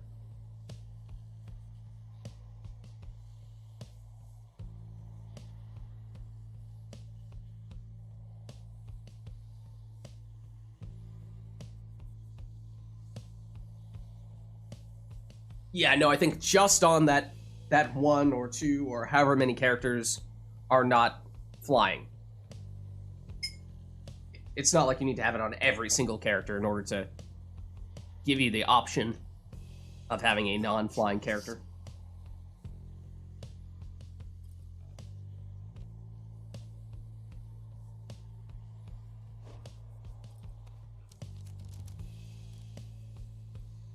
Oh, also the whole infinite stamina thing, right, is also apparently a thing that we may kind of sort of be trying to do, is make it so that you can only score when you have infinite stamina. So that is difficult to do. There are definitely some ways to do it that are more reliable than others.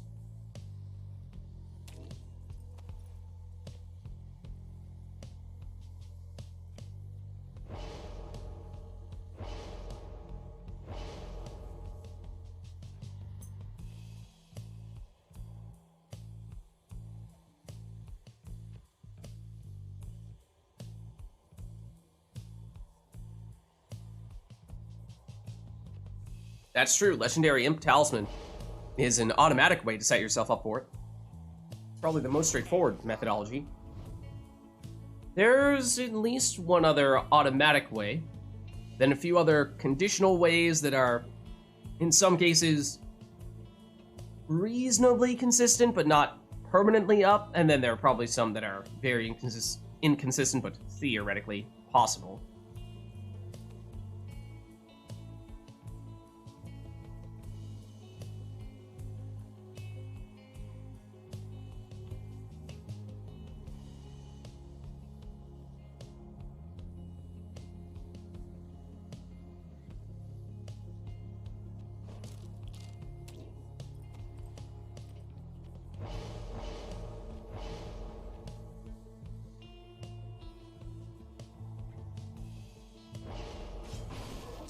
And Savages are one of the exiles that can technically, through masteries, have guaranteed infinite stamina.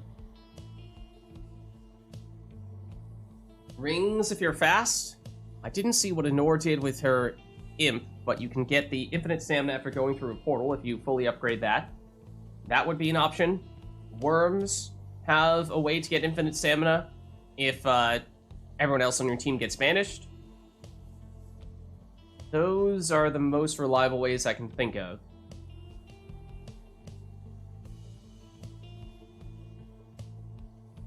Then, you know, Moondrop?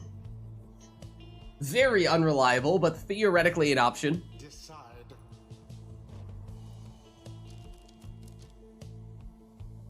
So crones are immune, so I can just... Crones are immune, exactly. You can take whatever you want on a crone. Cool.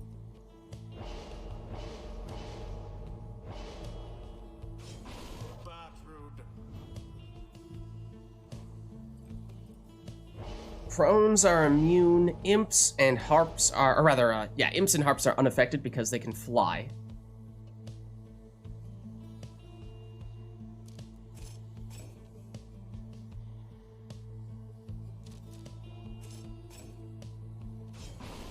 Alright, Anor has everything set up here.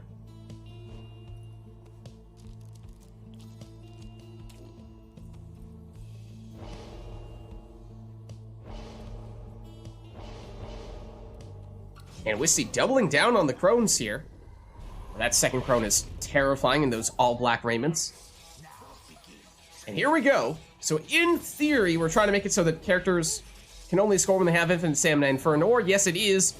Not only Anor trying to go through the portal for infinite stamina, also just trying to jump off the wall and in. And you gotta respect that effort. There's the infinite stamina on the worm for Wisty for a second there. Anor has it back, but needs the infinite stamina. Gets it. Does she go off the wall? No, she goes straight in on this 20 damage plunge. So infinite stamina, yes, check.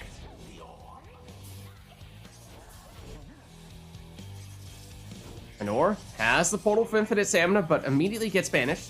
Now, does Wisty have a way to get infinite stamina here, though? Oh, no! The would-be infinite stamina worm comes back in imp or howler form instead. I have no idea how to get infinite stamina. And that does already put Wisty in a forgotten. bit of a tough spot here. He says somehow find a way to get that infinite stamina, and this could be it. Just get everyone banished, you know? What could possibly go wrong?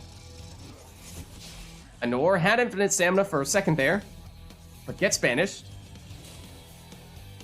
I mean, the Howler technically can't use stamina, so I don't know.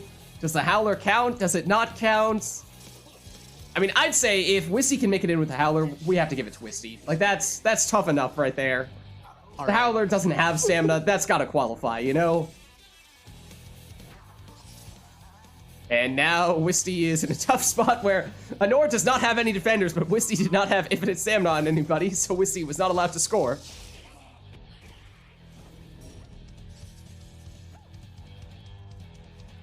Which is the same situation Wisty is in here. There's an infinite stamina worm.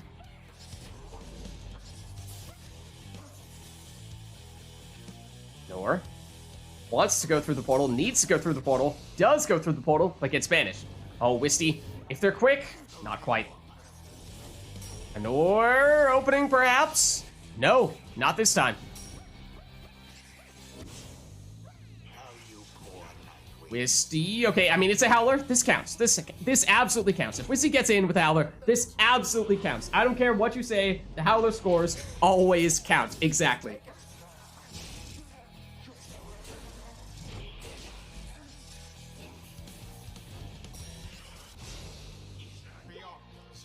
All right, but Wisty defenseless for a while here. Time for Anor to go. Oh, that looks like that's not supposed to be happening. Hold on. Yep, Anor disconnected. That looked very suspicious. I also disconnected, but Oh. I didn't actually disconnect, but like the screen was completely frozen. Oh, would you like me to boot you and reinvite you as well then? Yeah, just to be on the safe side. Yeah, let's do that. It sounds like that's probably a good idea.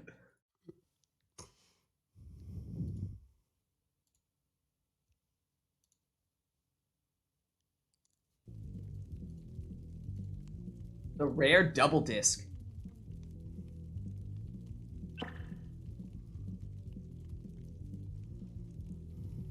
All right, and then once you two are in, I'll give you a countdown. I'll go. So I Oh, have yeah. discovered I think only my worm can get infinite stamina, so I'm just think that's automatically losing every Yeah, other. it's it's either your worm or worm in howler form.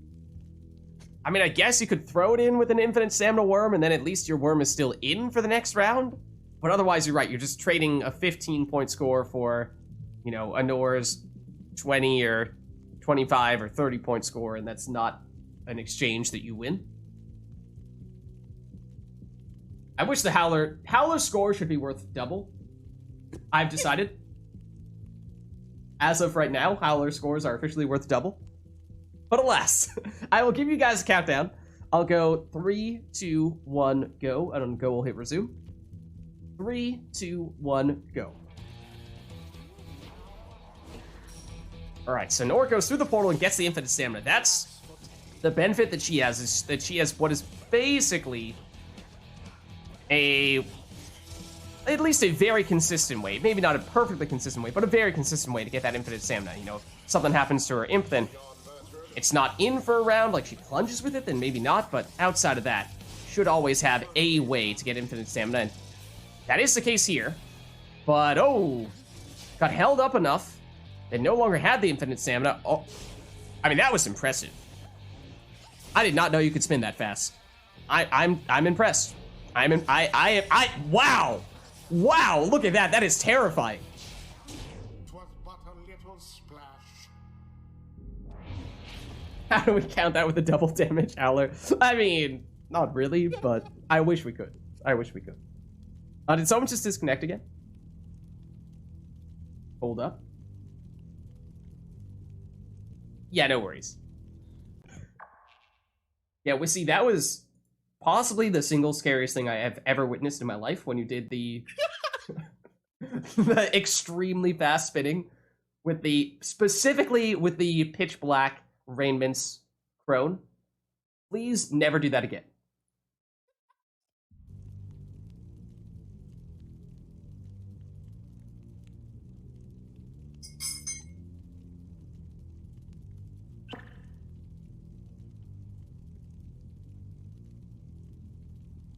Weird lag spike? Okay. Hopefully it's better, yeah. Alright, well, I'll give you guys another countdown. I'll go 3, 2, 1, go, and on go, I'll hit resume. 3, 2, 1, go.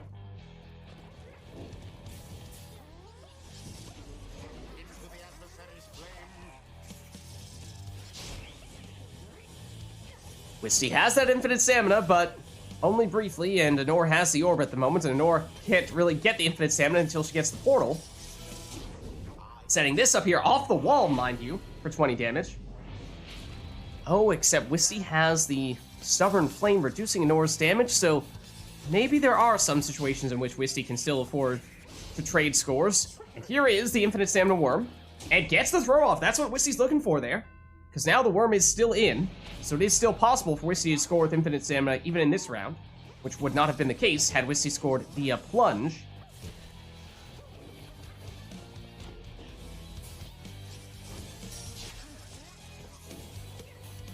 And now Wisty needs, that worm to get banished, needs everyone to get banished. And that is the case here. Here comes the worm, the throw looks wide. It is. Anor through the portal.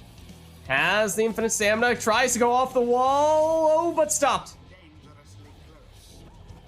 Infinite stamina on the worm. And Wisty gets it once again, via throw once again. Yes, the damage is less, but as we were saying, it is quite literally impossible for Wisty to score. Otherwise, also, I just noticed for the first time, Wisty just got banished with the worm, and in the animation where the worm was fading out into banishment, that worm had a howler image, if you looked very closely. Also, once again, Wisty able to get a infinite and there it was again, if you're looking very closely when the worm gets banished. But infinite damage, infinite stamina on the throw from the worm. And Ori in for 20 here. Look at that, you see it? You see it? When the worm goes down? It's a little howler animation.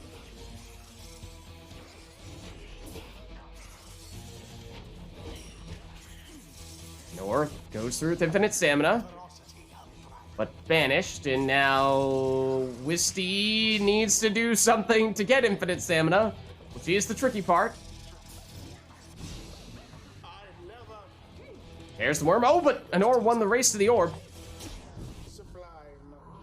I don't believe Anor had infinite stamina on that occasion, for what it's worth. Oh, really? I don't think so. But not, I mean, does that mean that give Wisty a free score? Yeah, there we go. All right. Level the playing field after that. Wisty once again needs everyone banished, but the worm. Except has accidentally banished Anor's entire team. Oh no, whatever should Wisty do?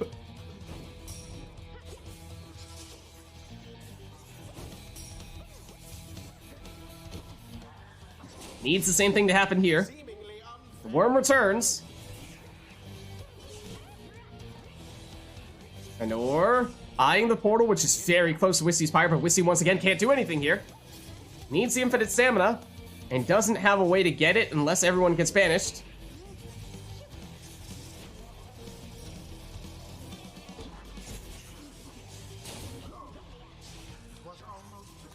And, well, does at least have a Howler here, which, as we've previously established, does work. We will allow the Howler score. So there is always that. Except the Howler can't do anything defensively, and Oro loses the infinite stamina. Here is the Howler. But down it goes. But Wisty loses the last exile, and that means that the imp does return, or rather the worm does return. But Anor had the infinite stamina and plunges for the win. GG. They somehow managed to survive despite their adversaries. That was ridiculously fun. That was a silly one. It's complete. Don't think we've ever seen one like that before. Not quite like that. And Cacao was waiting for this one. Must make a team, as in a company. Accusers, 3 nomads, or nomad and 2 demons. Choose a triad yourself, but you do not have to change yours. Also desirable to have talismans. So basically, like, recreating a team based on the campaign. Like, making the actual Beyonders, making the actual Nightwings, the actual Accusers and what have you. Does it have to be the team that they are currently representing? Like, does Nora need to do the Nightwings? Does Wisty need to do the Beyonders? There isn't like a list anywhere, is there? Talisman-wise, not that I know of.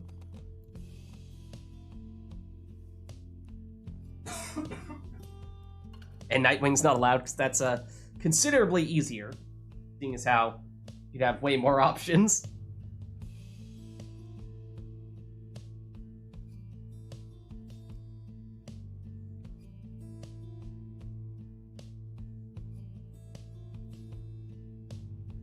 No, Beyonders have Snadra, Palmus, and Vorfrit. Nomad, Sap, Crone. You could do Beyonders, I would think. I don't know what talismans you'd give them, but I would think Beyonders would work, if you wanted to.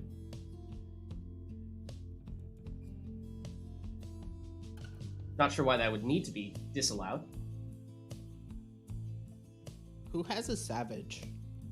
The Fate do with Almer. True Nightwings do with Gareth. Can't use the Nightwing, so no stowaway. Orlick, Gareth, and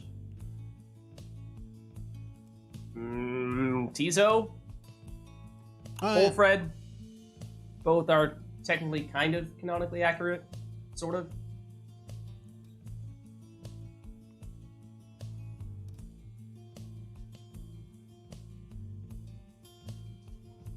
All right, let's get it started, and wait. Oh, hold on.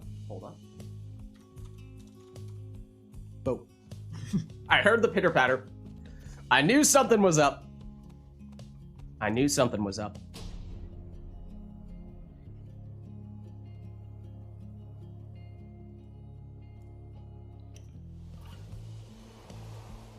Nightwings shall confront the Beyonders. Welcome. So making your team based on a team from the campaign. Rights.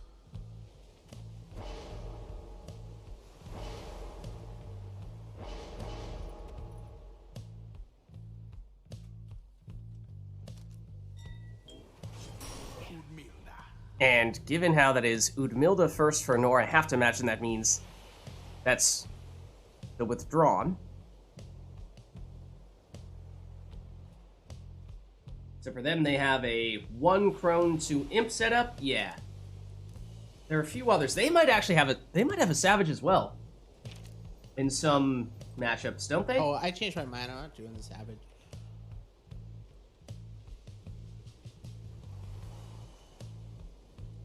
One crone, 1 imp, 1 savage is a possible set for them. Okay. Seems like Wisty is going in a different direction here.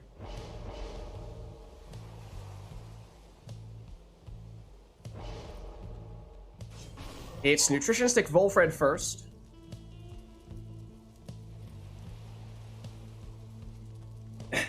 Pretend that I didn't see that.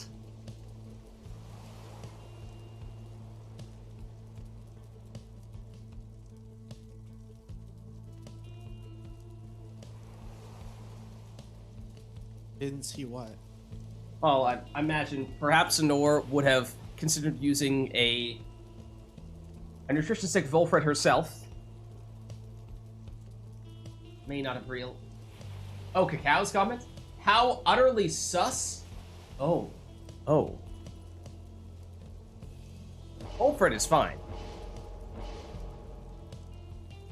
So yes, Honor could go Crone Double Imp or Crone Imp Savage, which are both potential withdrawn setups here, and yeah, it seemed as though with that sap play first, Wisty was headed in the true Nightwing's direction.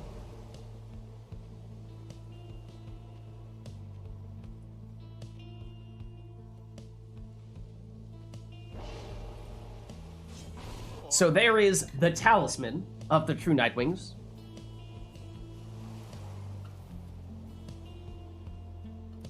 And the canon talismans as well. Yeah, I mean, I don't even... What are they for the true Nightwings? I don't even know.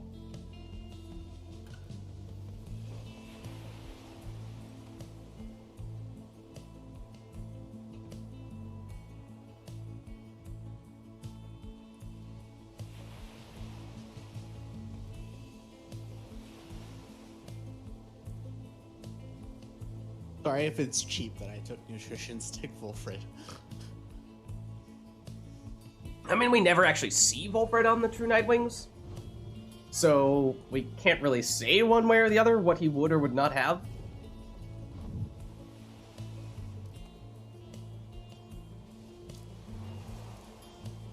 I mean, since it's legendary presumes legendary implies that it has a history to it. All right.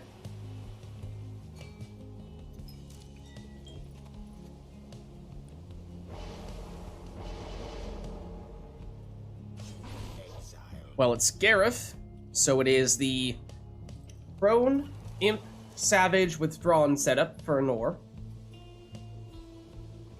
As we said for Wisty, if it's the true Nightwings, then it definitely is at this point. And it could be Volfred, Orlek, Tizo, or Volfred, Orlek, Gareth as well.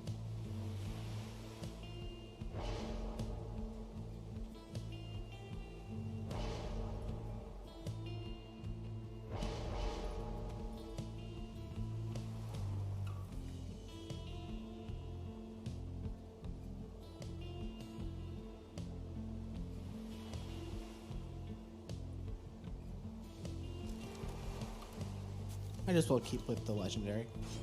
All right. So here we go. It is, despite what the sigils in the corner might suggest, withdrawn versus the true Nightwings. And is the withdrawn getting things started here? And now Udmilda is gone for this round after that plunge. Dangerous portal there set up for Wisty. Nor with Gareth. He's stopped. Oh, and that's Wisty losing the exile that time. But here comes Orlek. Down goes Orlek.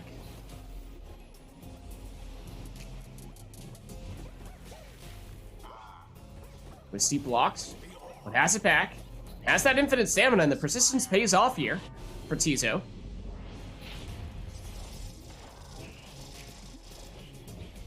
Nor with Udmilda. Back for Gareth. And he finds the angle for this throw.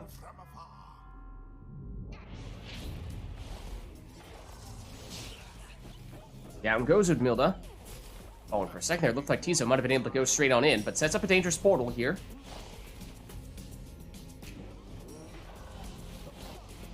Gareth. He's banished. Now here comes Orlek.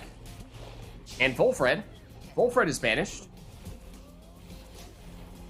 But Orlek blocks and banishes. But here's Gareth.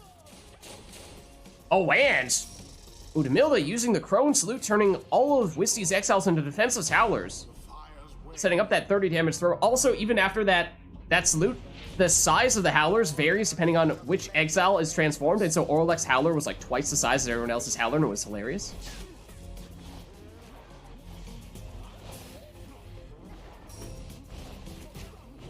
But there's Gareth with a quick throw here, although Wisty took the full 50 rekindling. So second life bar out now for Wisty. Big jump there from Udmilda, but does fall just short and does end up getting banished in the process. Orlek tries to fake one way, go the other, but Anor is not fooled. Oh, but huge explosion there for Anor and very dangerous portal. Thinking about it, does go through it, and gets it for 20.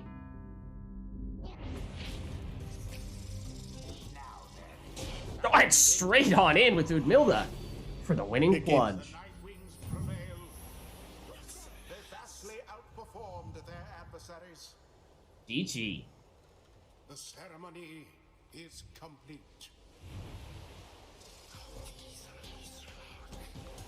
All right, let's head on back. Until the next rite.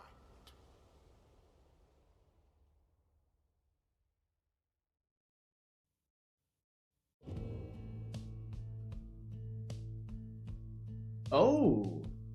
Ooh. Song request of the Tariqbot variety. I do believe. Let's see.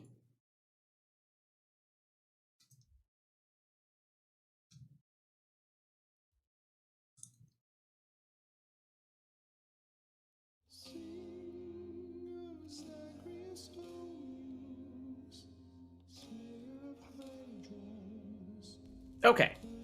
Couple more for Nor. We do have, I think, a couple people who would like to swap in here who also are a little bit limited in their availability, so as we were saying before, we'll probably switch out a little more quickly than usual.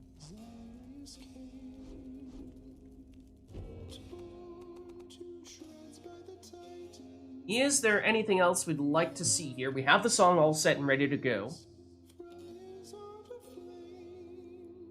I think our plan was, if they are still interested and available after Anor and Wisty are done, we can do a swap for Proxy on controller and Wamelon on mouse keyboard.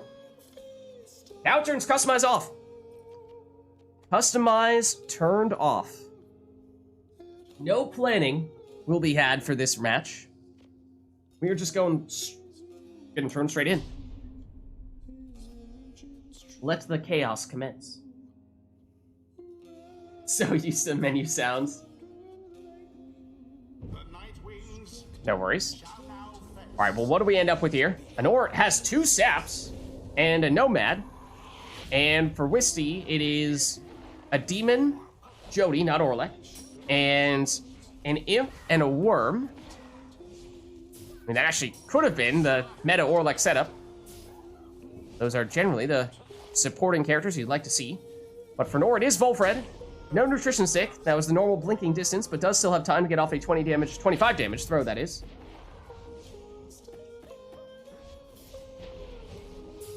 And Nor, oh, shields off that cast. And stops Jody. And Nor with Volfred.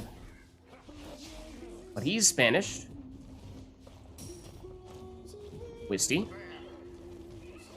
has the speed, but gets blocked. Snadra for Nor. She's also banished. Now Jody. Deluge. And Nor with those two saps can set up a pretty big wall there on one side of the arena if she'd like. Making it rather difficult for Wisty to find a way through here.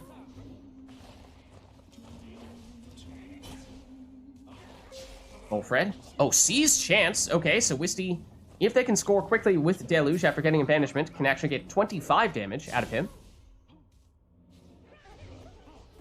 This does look like it could end up being a rather defensive showdown here, but Wisty, oh. Extra damage of some variety on that imp. That's 20 damage on that throw. Might be a primarily left side imp, in which case could be as high as 25 damage coming from either throws or from plunges. Here's an Nor though, with 25 damage on this throw.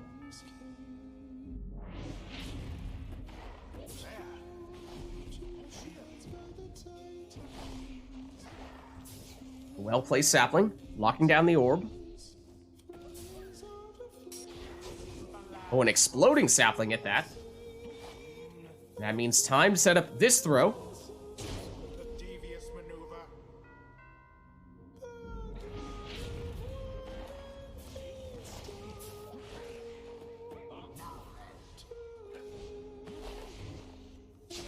Volfred, banished. Now Snadra.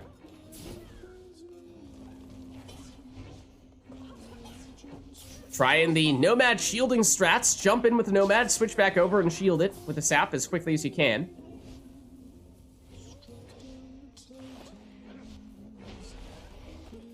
This time, just going straight on in with the saps. Oh! Wisty into the lava, but now has it back with Deluge. And before those saps come back, there's at least a little more real estate for Wisty to explore, but once they return, as we see, and those saplings go down, a lot less room to travel. Here's Snadra plunging for 20. And that drops Wisty down to just 5. Of course, we never quite know what the talismans are, unless we've seen what all of them are over the course of the match, but I'm not sure we've seen that, so in Wisty's case, there's a chance we might even see a RITE Light here for some unexpected rekindling, but that is not the case. So that throw will seal the deal. Good game. GG. Tears of shame. Thus end this night's proceedings. All right, let's head on back. Until the next rite. And let us know, chat, if there's anything you'd like to see for this one. Well, Wisty's turning Customize off again. All right, and I think this might be our last one between Nor and Wisty, and then we'll be looking to ideally get Wamelon and Proxy in before they need to go. So in that case, I mean, let's just hop straight back in. See what happens this time when we randomize everything. Oh, and we'll keep the song. We'll keep the song, I guess. Will the Scribes? Okay, but we can do Will of the Scribes. We can do Will of the Scribes. We will see what the Will of the Scribes is.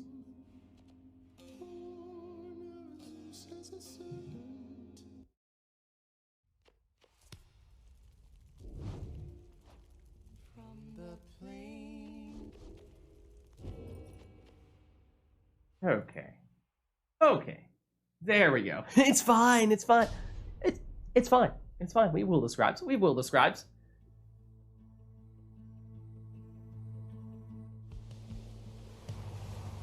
The night wings Did we just get a random boat? shall take on Or did... the Beyonders. Did I forget to reset? No, I'm pretty sure that was a random boat, was it not? Pretty sure that was a random boat. There's a random boat and have a demon. And it is Worm, Harp, Nomad for Anor. It is Sap, Demon, Worm for Wisty. And it is Wisty getting things started here with 11 damage throw with that Worm. Worm is back, oh, but this throw was wide, except Wisty got the rebound, and this time opted for the quick plunge for 15. Now that means Lady River is gone. That is a fell swoop on Pamitha there. Worth noting, oh, and that throw is intercepted as well. And that is the power of fell swoop right there.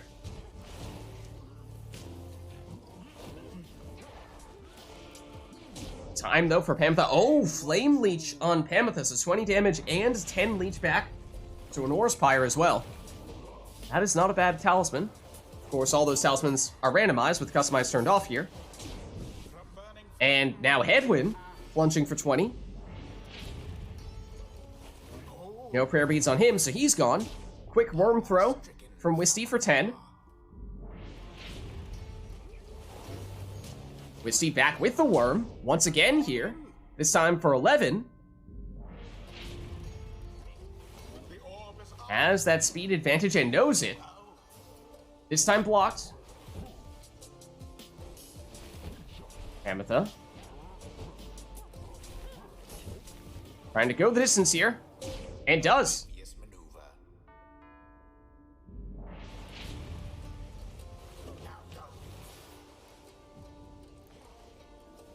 Znor...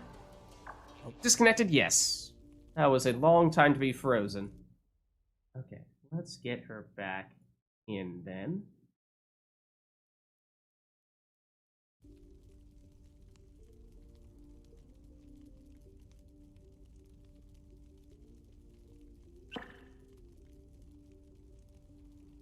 Alright, and I'll give you guys a countdown. I'll go 3, 2, 1, go, and on go, we'll hit resume. 3, 2, 1, go.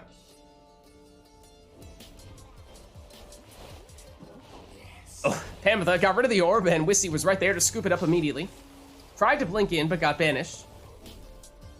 Anor going the Worm route. But now her Harp is stopped as well. Oh, and Seize Chance active. Wisty just quick enough to get the extra 10 damage on that, so 25 total on that Worm plunge.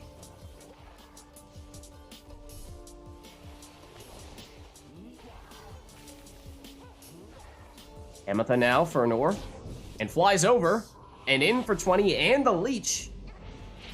Now, of course, Wisty does have a Sap, and therefore may have some Rekindling, but if not, then Anor may just need one more score. Anor trying to run away from this Worm, but can't do so.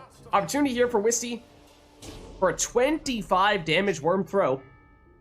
Once again, that Seize Chance active. Edwin tries to move in, but he's banished. Ignarius. Oh, Wisty was thinking about it. Wisty was thinking about it. Makes a move. The throw intercepted. Counterattack from Anor. Worm throw is unblockable, but it's short. And no one back to defend. Oh, but Wisty didn't have enough time. Wisty has it back, though, with the Worm. Not quick enough. Anor.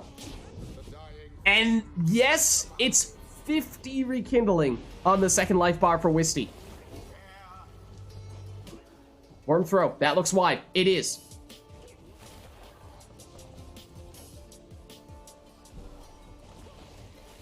Anor setting up for the next attack, but loses the Worm in the process. Has no Pamitha after plunging with her.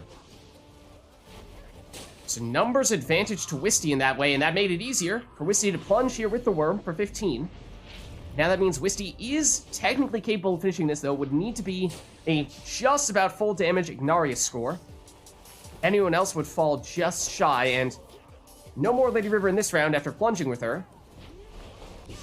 Ooh, Pamitha gets rid of the Sap. That leaves just Ignarius back defensively for the moment.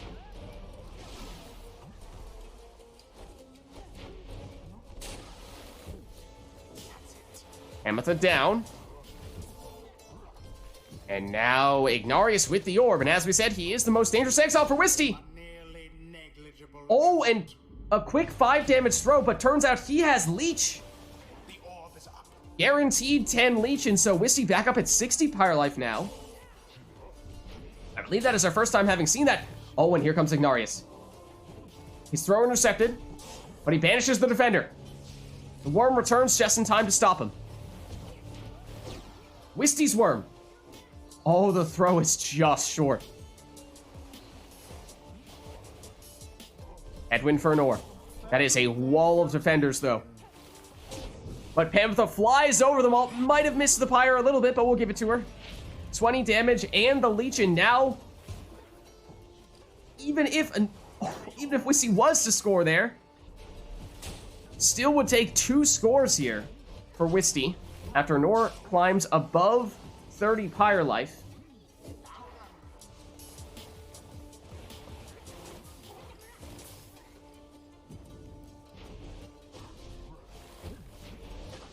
He banished. Headwind. Trying to find a way through here. Deals with one defender, but gets banished by the second. And now no one remaining for a Nor opportunity, perhaps for Wisty. Ignarius not the fastest of characters, but Wisty decides it is worth it to go for the plunge here. 30 damage and 10 leech, but no Ignarius now in this round. Next score, likely all that Wisty needs here. Just about anything will do. And it is done. Good game. The scribes themselves GG. surely have taken note. The rite is ended. All right, well played. Until the stars align.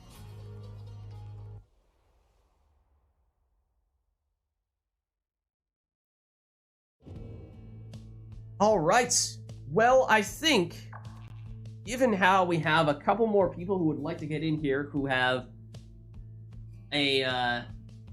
some stuff coming up on their schedules, and we'd like to get them in before they need to go, I think we do make that switch now. But thank you, Honor. Thank you, Wisty, for stopping by. Good to have you both, as always. Good to get you back, Wisty.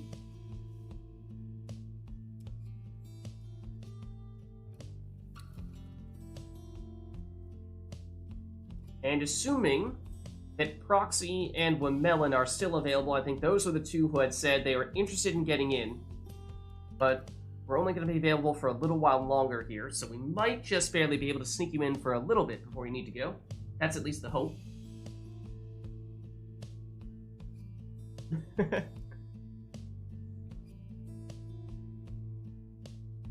Does that still work for you two, Wamelin and Proxy?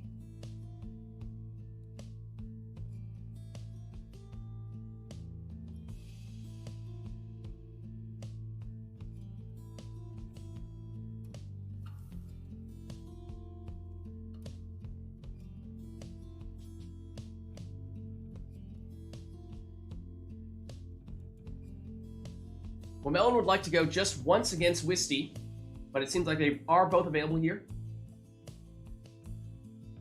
Alright, I mean, we could stagger slightly, I suppose. We could get Wamelin in now to go against Wisty, and then swap Proxy in for Wisty after that.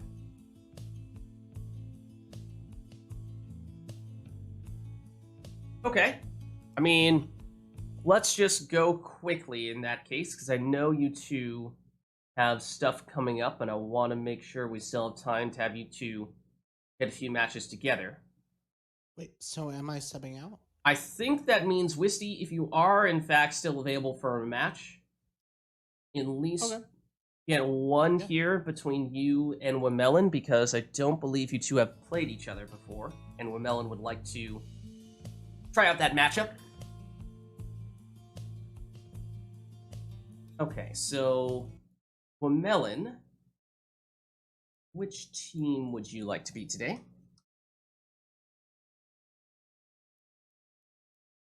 Thanks for stopping by, Anor. Have a good night as well. / morning at this point, I think, technically.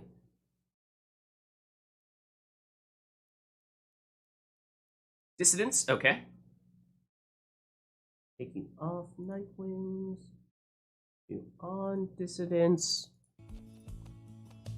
Do that. And I think, oh, let me double check. Do you have controls on remote play? You do. That's good. Let's check controls here, because I'm pretty sure you're going to want to switch them around.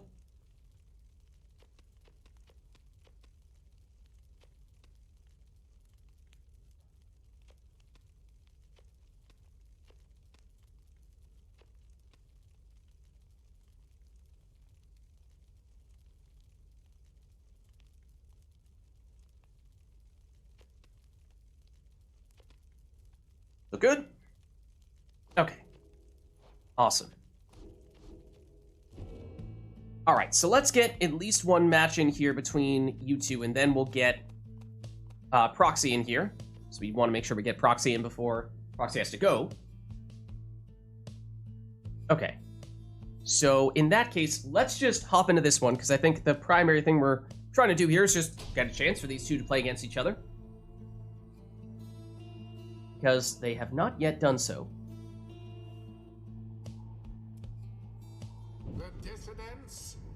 Okay, and it's at the Cairn. This might be our first Cairn match of today, oddly enough. I think so. We've seen a lot of boats, but not much in the way of Cairn. Boat and Nest, I feel like, are the ones we've seen the most of.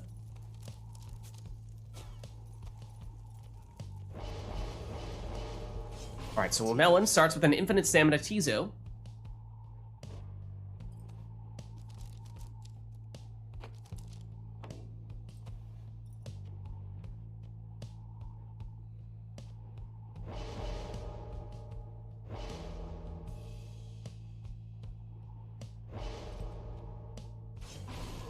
Then a range-throwing Stowaway for Wisty.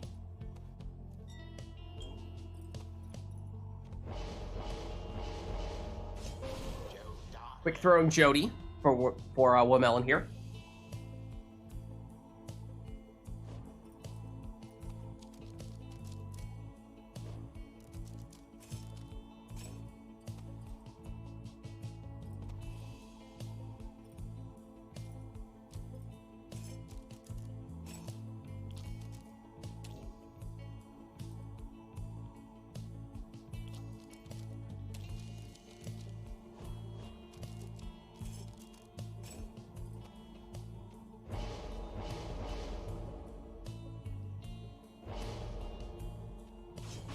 Prayer Beads, saluting Bertrude there for Wisty. So, of course, means Wisty will be able to transform all of Wamelon's exiles into defenseless howlers once during this match. There's Messenger Imp, Webbed Lanthorn style in the last spot for Wamelon.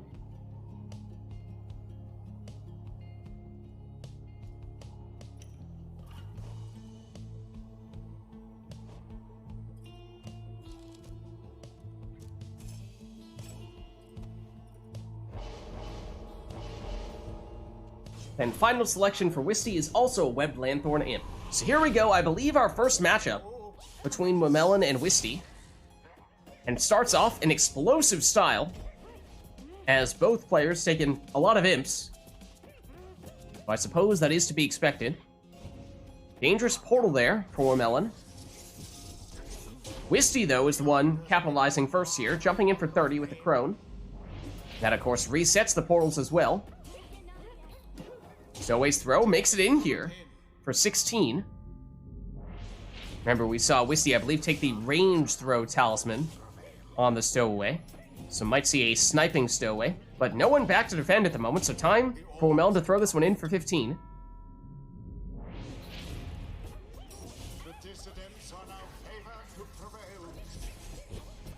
Bertrude, oh, was about to get an unblockable throw off, but Wamelon quick enough to stop that.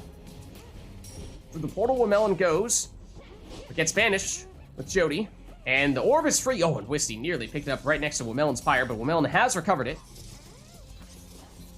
And nearly made it all the way in with the Imp, but sets up that portal instead, although that portal immediately gets set back a little bit further. Huge banishment, though. Everyone down on Wisty's side. Wamelon through the portal, infinite stamina with a demon, and lands that 30 damage throw.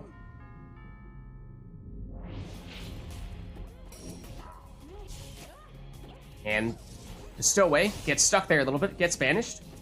Bertrand goes down as well, and oh, a melon with a little reverse there. Nothing personnel portals through to the other side of the arena where there are no defenders to stop this 30 damage throw. Into the adversary's flame. Melon perhaps thought about going through a portal and then realized, wait a second, I don't have one yet. But now does it. Knocks back one of the defenders, but gets banished by the other. Wisty, oh, not quite the opening it seemed to be, as an imp was there. It just took a second for its aura to show up. Opportunity perhaps here for Wisty though, but quick recovery from Jody for Wamelon. But Jody gets caught on the edge of that cast from Wisty's imp. Wisty loses Bertrand here, but no one back to defend at the moment for Wamelon, although just in time with Jody. And now Jody has no one to stop her.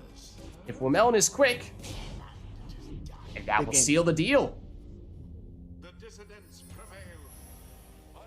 Most GG. excellently done this time, I must admit. The rite is ended. I like the double imp setup. I don't think I've played against that in a while. It's not often you see it, yeah. So now I'm subbing out for proxy view, correct? I believe so. Proxy, if you are still interested and available, we'd love to get you in here. That still work for you? And no, I think both you and Wamelon had some time limitations. So hopefully we can still get you two in for a little bit here. Still down? Okay, let's do it then. Let's do it then. And as I said, good to have you back again, Wisty. Alright, invite is sent. And, you know, we ran into some issues last time, Proxy. I'm hoping that that was just an unlucky Steam Remote Play day last time round, and this time, fingers crossed that it will go a little bit better. But, which Failure team... helped me earlier. Okay, perfect. Is there a specific team you'd like to be? I'll stay with Beyonders. Oh, okay, perfect. All right. Anything we would like to see here chat between these two? Or do we give Proxy a bit of a warm-up before we start throwing crazy stuff out at our players here?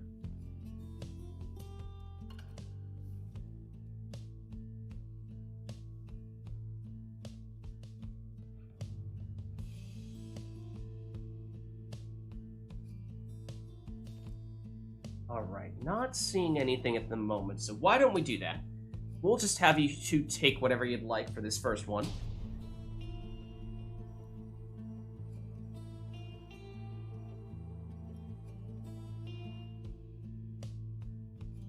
The dissidents. Alright, we are on the book, and this might be our first book match of the night as well. On team with the Beyonders. True. Proxy's home arena here. The rites.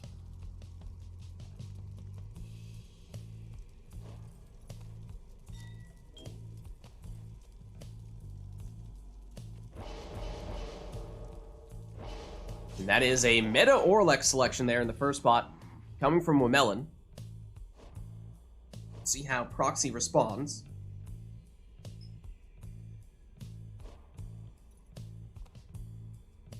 And I may be wrong, but I don't believe these two have played each other, at least certainly not during a RITE night.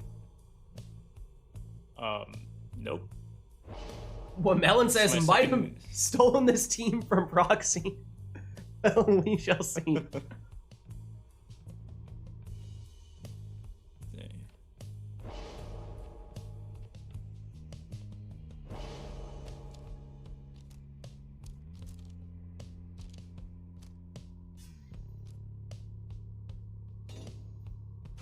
Alright, well, it's a power casting Snadra.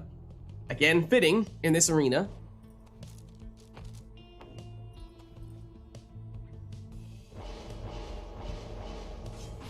A range throwing Almer in the second spot there. for Wamelon.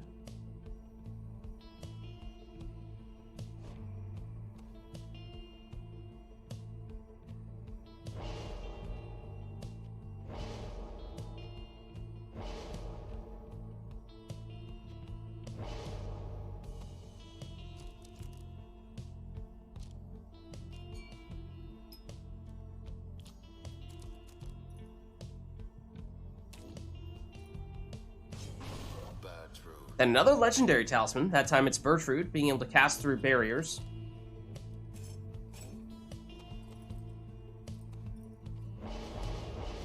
And last one for Wamelon is a Web Lanthorn Tizo.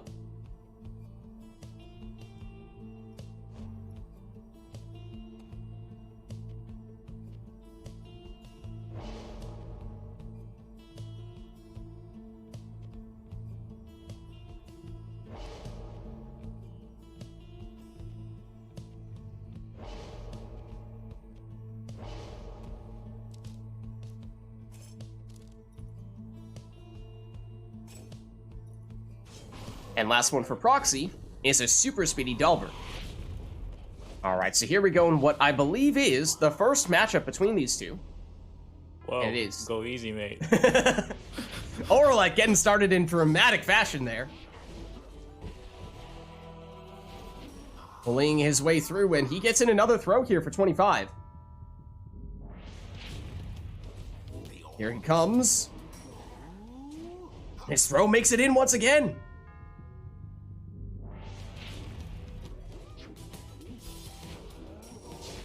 Banishes one defender, but Proxy has gotten rid of Orlek. Big explosion, though, has brought Orlek back. He's banished again. Dangerous portal for Wamelon. Proxy with Snadra. Snadra banished. Almer. Ups to throw. Oh, makes it past the defender there. But this one just for 10. Orlek. Blocks. Proxy has it back here. But Bertrude is cornered. Oh, everyone down here on Proxy's side. Time for Wamelon. And it is done. The dissidents prevail. Their pyre yet burns with vigor and resolve. GG. The ceremony is complete. Alright, let's head on back. Until the next Turns out, Orlek is kinda good. Yeah, I see that now. Turns out there is, in fact, a reason why we banned him for tournaments. But let us know, chat, if there's anything you'd like to see for the next one.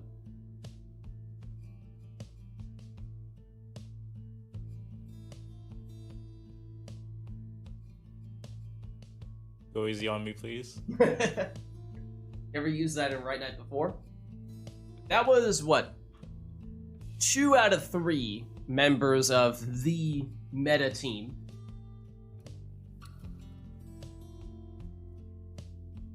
I think small arenas as well. Or at least that size arena is just kind of perfect for Orlek, where the everyone is close enough that you can jump in and still knock people back and clear out space. Yeah. Somebody teach me a good team, please. Well, chat, if you have anything in mind, let us know. Otherwise, of course, we can just have these two take whatever they'd like to take. Although I think that would be my disadvantage. Alright, well, Wamelon has turned customize off, so that's the other Thank you. direction we could go in and just have this be totally randomized. So let's do it.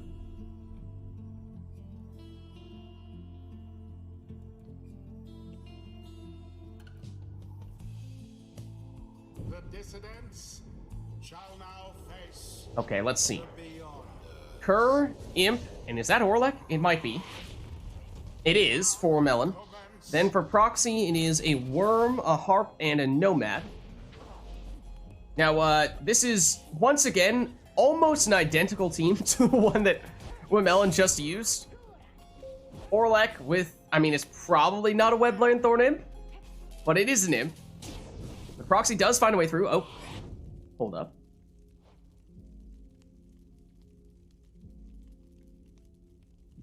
Oh. No, all good.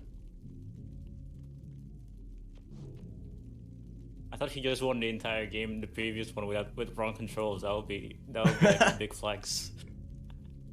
Something didn't work. I mean, you could take a look if there was something that felt off. Jump didn't work. Now you're cast or something. I mean, I think there's at least one occasion where proxy might have stunned one of your characters, so it might have just been that you were trying to do something with a character that was frozen in place because it was stunned. So if everything looks fine, but you weren't able to do something, that might have been the reason for it. I think. That might have been it. No worries. Alright. So in that case, I will give you guys a countdown. I'll go 3, 2, 1, go. And on go, we'll hit resume. 3, 2, 1, go. In honor of the scribes.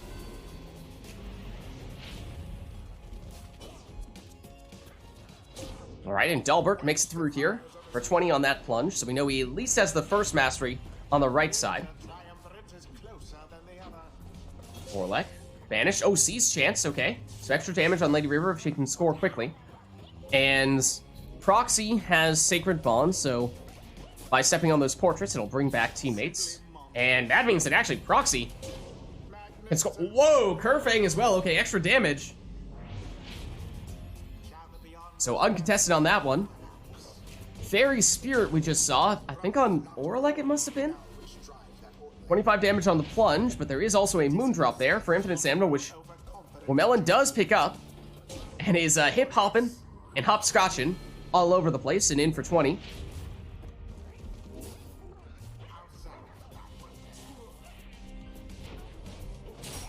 Oh, nearly a double banishment there, but Orlek still has it.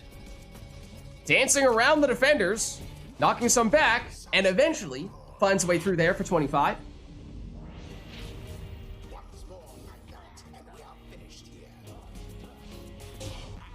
Oh, Dalbert hops in for the winning plunge.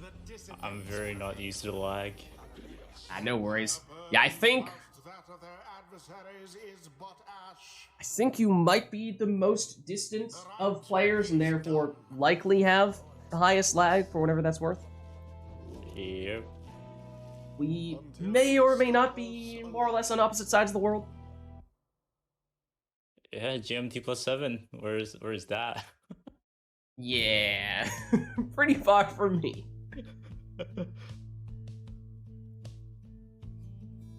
Alright, well let us know, chat, if there is anything you'd like to see for the next one.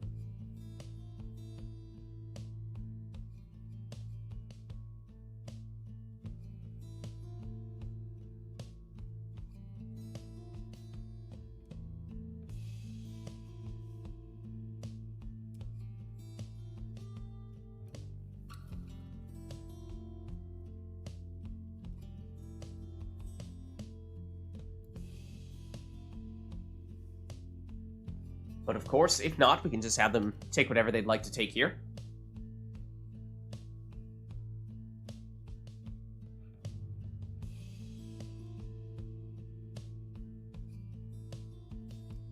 Alright, so why don't we do that then? Oh, hold on. Hold on. Core has emerged and says that we ought to be at the ridge. Anything else, Core? Or anyone else from chat? Or is that all?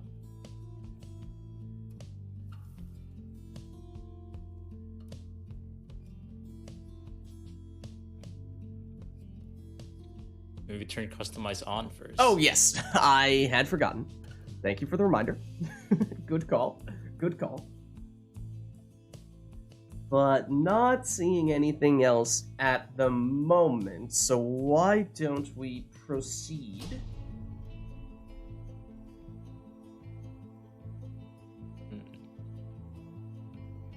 Hey, what's the Infinite Worm actual like team? The pure Infinite Worms is quite literally 3 worms. Welcome. We've seen a lot of people as of late experimenting with what I call pseudo Infiniworms, because it's not really a pure Infiniworms, but 2 worms and then 1 character that is not a worm. Alright. So if you want to give that a shot, then it is a worm, and your worms need to have the masteries that have them come back when banished with infinite stamina. And basically you spam that on all the worms.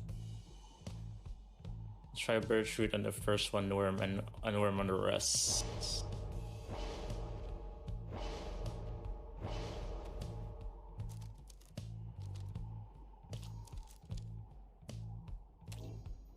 Alright, so it's a Bertrand that casts through barriers.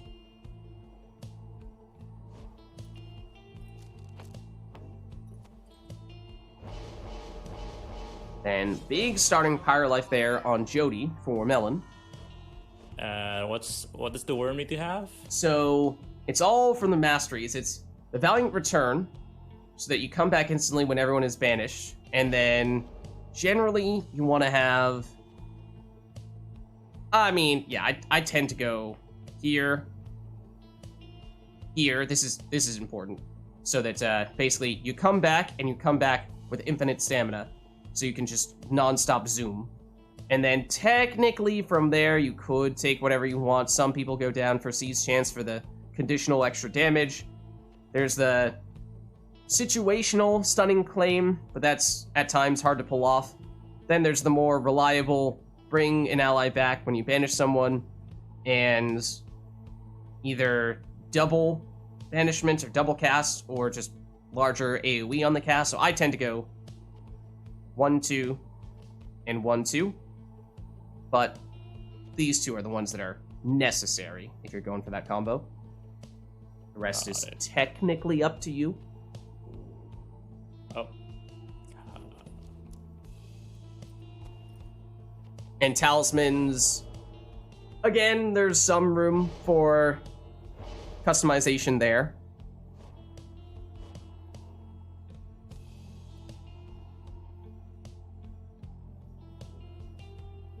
You functionally have built-in Web Lanthorn with your masteries. Yeah. Which one was the one that gives you a portal? Is that a thing? Gives Or you is a it just portal? the imp? That's just from imps, yeah. But we do see, the Okay. exploding worm is definitely very popular. What you can do with that. Yep, that will do.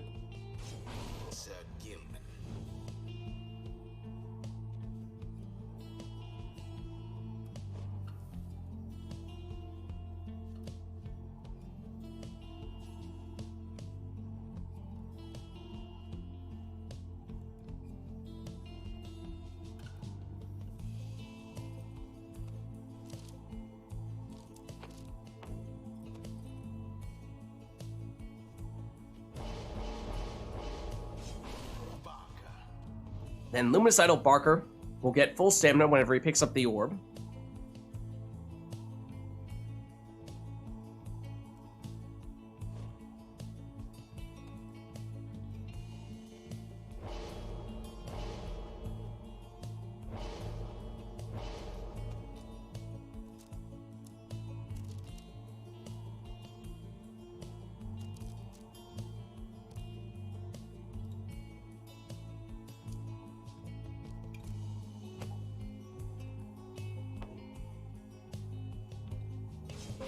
Then it's extra starting Pyre Life with Lady River. So here we go. And Stubborn Flame actually immediately triggers here as Wamelon took a bunch of starting Pyre Life, so that means that whenever Wamelon is in the lead, Wamelon will deal 10 less damage.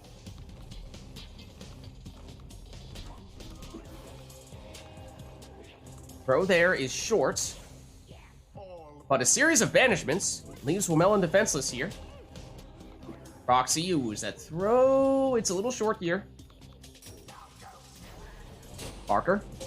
He's quick. Once again, his damage is reduced by Stubborn Flame. Oh. Now that was Pamitha plunging, but she's Prayer Beadsless, so she's gone for this round, although Barker follows suit here. Now he'll be gone for this round. Amethyst down.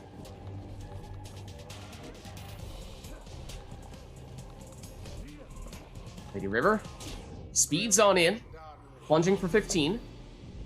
I just realized that's a lot of health. That is a lot of health indeed. But the stubborn flame will continue to slow down Wamelon. Hopefully. Tis what the scribes ordain. Good. Amethyst vanished here. Now it's Lady River. Back over to Gilman. Waits to get the stamina back. Gertrude moving in as well. And Gilman explodes. And now Wamelon defenseless once again. Opportunity here for Proxy to throw it in for 27 with Gertrude.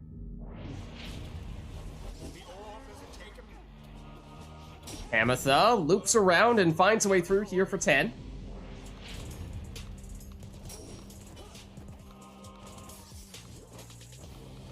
Proxy up to the task defensively. Moving in with the worms. One on one side, the other going the other way. Just enough room. Go around the other side and in for 15 here. Amethyst goes in for 10.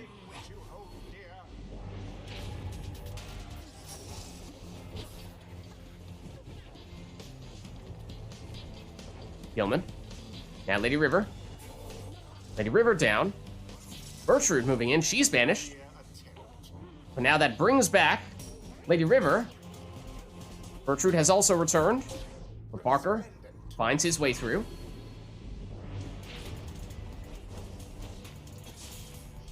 One banishment there from Gilman. Gilman just Jody back defensively. Explodes on Jody. There's no one back to defend at the moment. And Proxy picks up the orb, which is on top of Wamelon's Pyre there for an immediate 30 damage plunge. But now that means no Gertrude in this round. So Wamelon plunges for 10. Here comes Barker. His plunge is good for 10 as well. I blame it on the lag. Ham plunges for 10 here. And Barker with the winning plunge. The dissidents prevailed. Their adversaries did not even come close. GG. GG indeed. It's complete. All right, let's head on back. Until the next rite.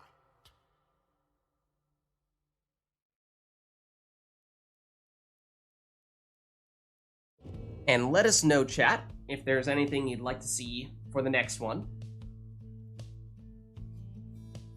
Yeah, so that's a little taste of what is not technically full-blown Infiniworms, but kind of close to it. And the odd thing is that you actually want your exiles to get banished. And so that usually means you just speed straight into your opponents as quickly as possible. Feels And weird. Yeah, it definitely takes some getting used to, because for any other team, you'd be like, wait, I need my characters, right? But the whole point with that team is that they come back if you lose them, so you actually want to lose them.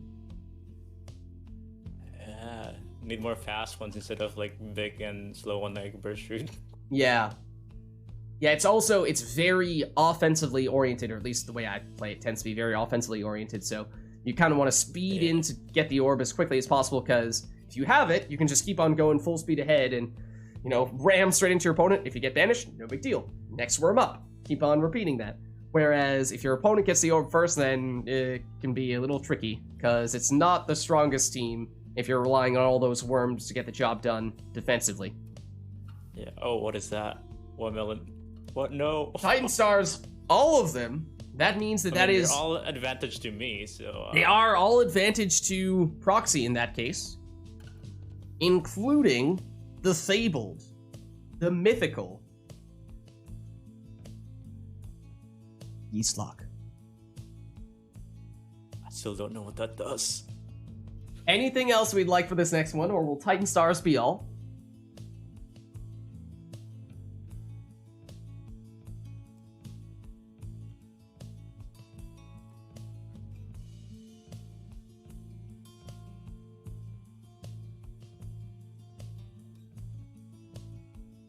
All right, why don't we try this out then? Might have been core, might have been a Nor.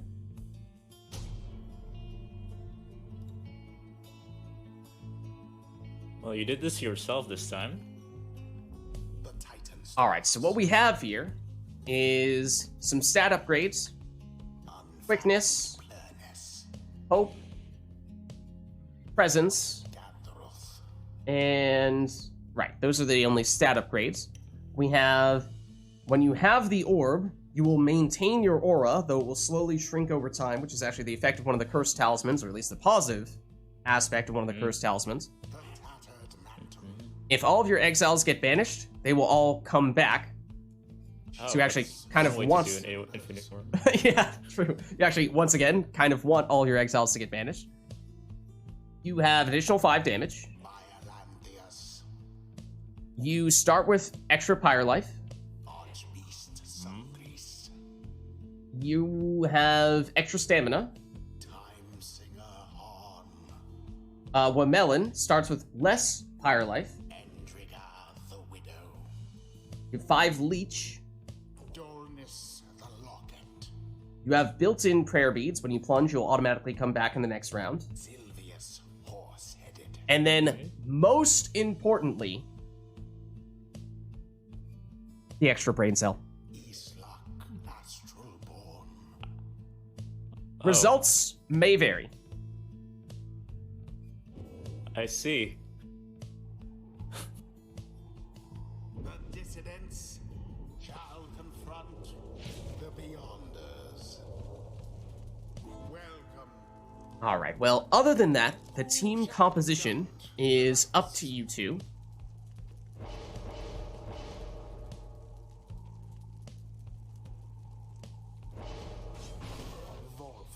So, Wamelin goes for the Numbing Gust Volfred, no rekindling. But if everyone is banished on Wamelin's side, then Proxy will be unable to sprint, jump, throw, or use any of their special abilities. And this is the thing with Orlek getting the Hope boost. He's all the way up to 9 Hope, which is a huge difference from his usual 1 Hope, rather than a 30-second cooldown. 30-second respawn time. Probably at least cuts that in half. Where's the hope talisman? Near the top right corner, the little egg.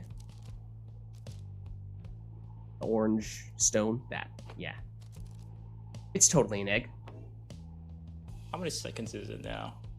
I am curious as well. Help with your cursor. 8.3. Whereas usually it would be fast. 30.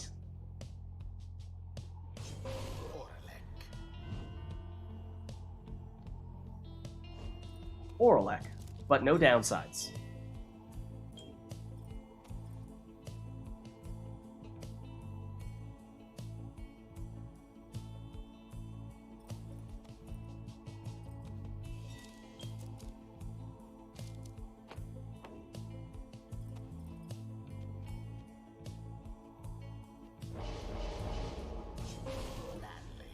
Okay, double sap here from Wamelin. Getting a little suspicious here.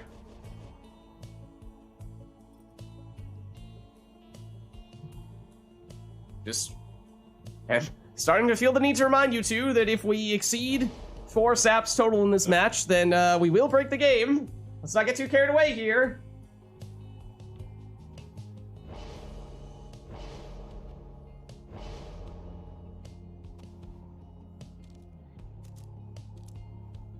Where's the rekindling talisman? To the left of where you are right now. Is it this one? One below that. There you go.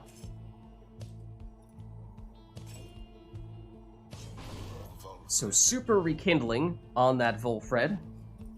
Oh no. Oh no. Ah. Got the last one, alright. Sap.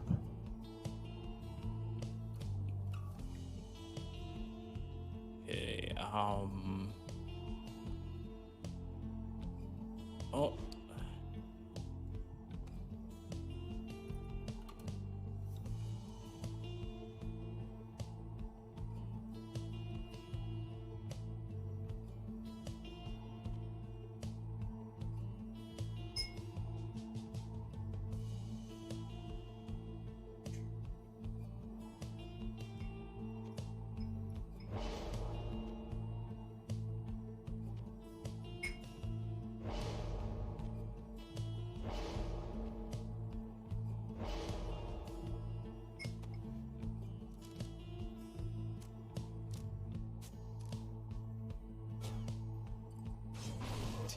Then infinite stamina on T-Zone, the last spot for Proxy.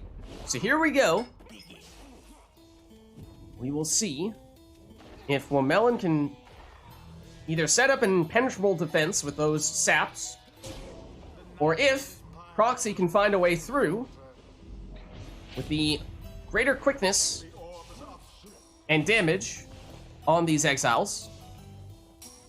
That is a alarmingly fast sap.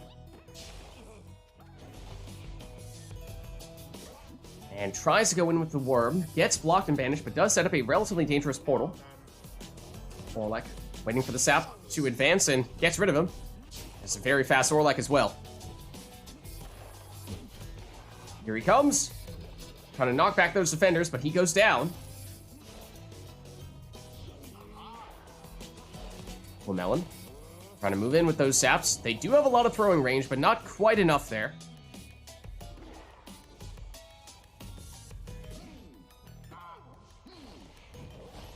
Tizo still in it here, but not quite enough range to get that sap.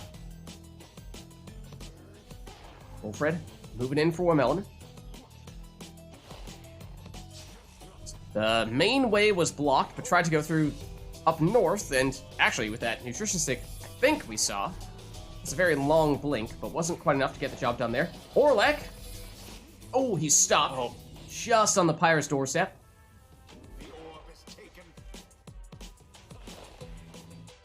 Wilfred. Yeah, that's definitely nutrition stick.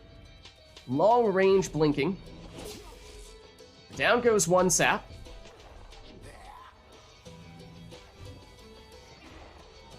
Tizo gets rid of one of the defenders. Gets banished by the second. Orlek banishes one. Here comes Womelon. Oh, can't make it through though. Orlek. He goes down. But as we said, the additional hope, Orlek's respawn time is substantially faster. Significantly faster than would otherwise be. Went from the usual 30 seconds to something like 8.3 or so. And here he is, knocking back one defender and hopping in to get things started with a 30 damage plunge. Here comes Womelon on the Pyre's doorstep. Somehow, some way, finds a tiny little spot in between all those auras to get in for the plunge.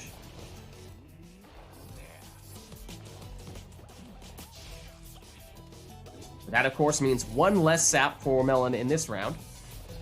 And you can tell the difference. There's much more space for Proxy to exploit here. And that 30 damage plunge is, of course, significant. Means one more score. All that Proxy needs here to trigger the rekindling. But then again, we're talking about a triple sap setup on Womelon's side. And so one would assume there is a substantial amount of rekindling on that second life bar. We shall see, because here comes Proxy. And there it is. Ooh, 90. Plus 90. Gets all the way up to 100 here. That is, of course, the second life bar. So no more rekindling after that.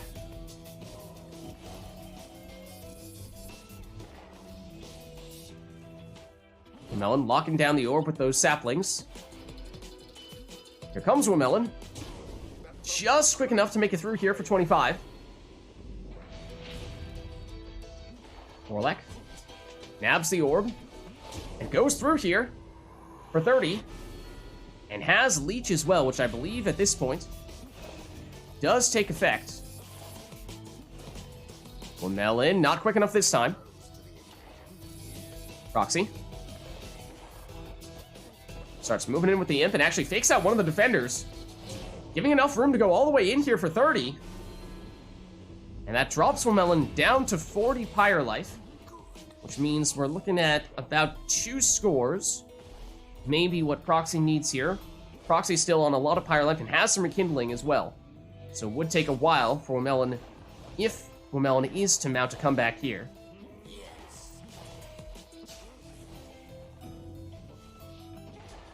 Orlek for Proxy.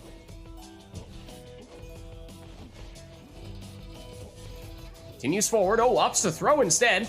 And sneaks this one through for 27.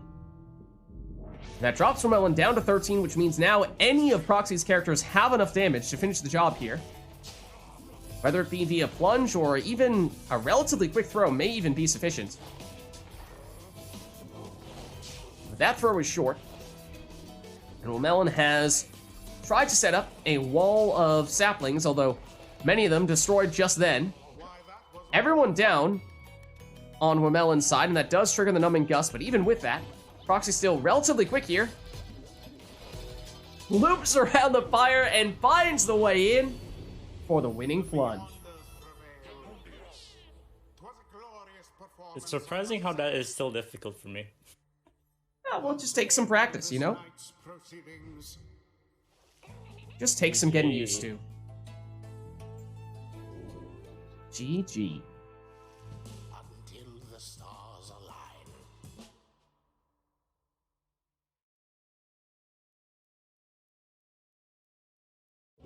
All right, and before we progress further, just wanted to double check with you two because I think both of you had said you had some schedule limitations here, so I don't want to, you know, I can stick hold you around for hostage. one more game. One more game? Wormelon, does that work for Yeah. you?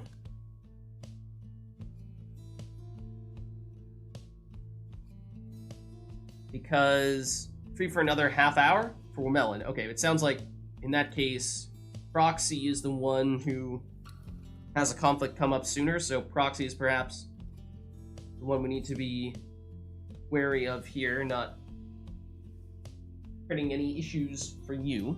So I guess then, my question is, for the rest of chat, is there anyone else who would want to come in after Proxy / Wormelon are done, or is this going to be our final matchup of the night? It'd be a little bit of an earlier end than usual, but if it is going to be our final matchup, then that might mean we're about to go into our liberation, right?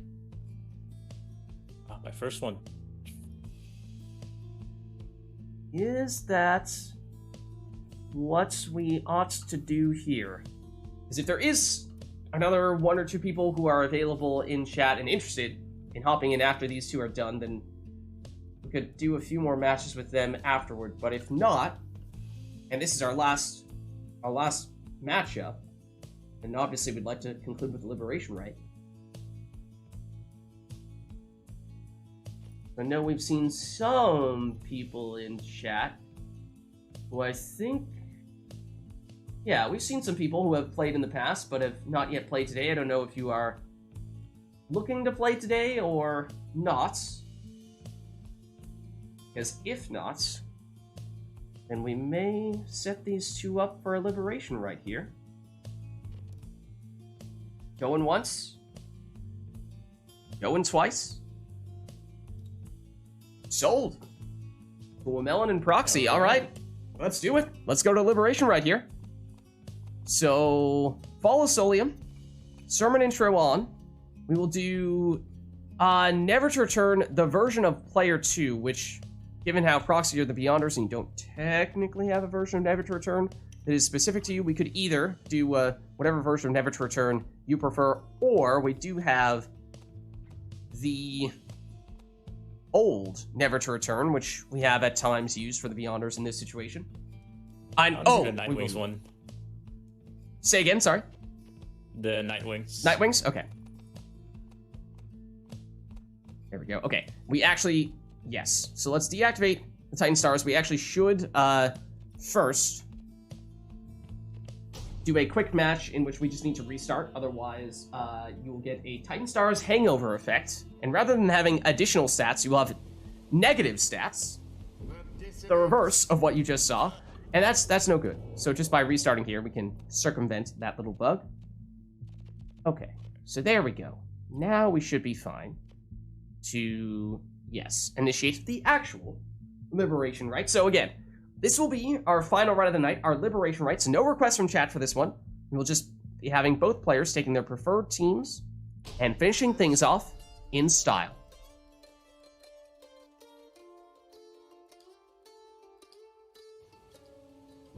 Welcome, exiles. You heed the summons to the fall of Solium. Here, one of you may walk the path to glory. Cling to whatever shred of hope you have. Dissidents, stand prepared. Beyonders, stand prepared. Who shall Alright, so as I said, this is the Liberation right here. No requests from chat. We'll just have both players take whatever they'd like to take for our final match of the night.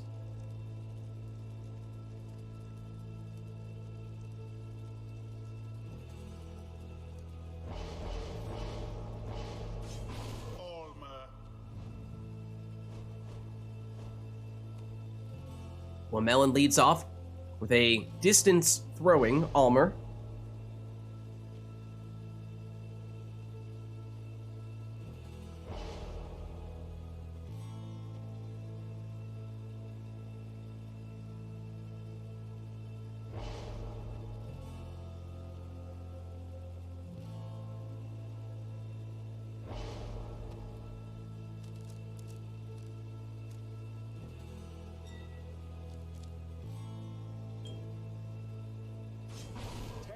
Then a banishing throw stowaway for proxy.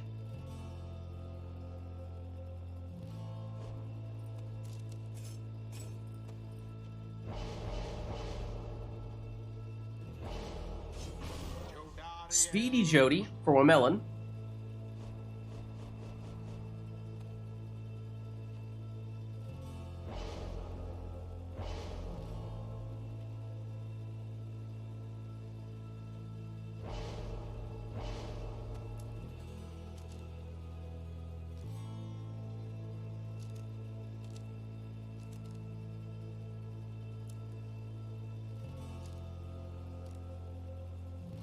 Any recommendations here? Depends what you like. You can go for additional rekindling if you want to go all in on that. If you want the mobility to be a little more offensive with Volfred, you could use the nutrition stick. The little stick with a pink top in the middle. You could add to his aura. Yeah, whatever you prefer. Alright, so goes for the full rekindling on Volfred there.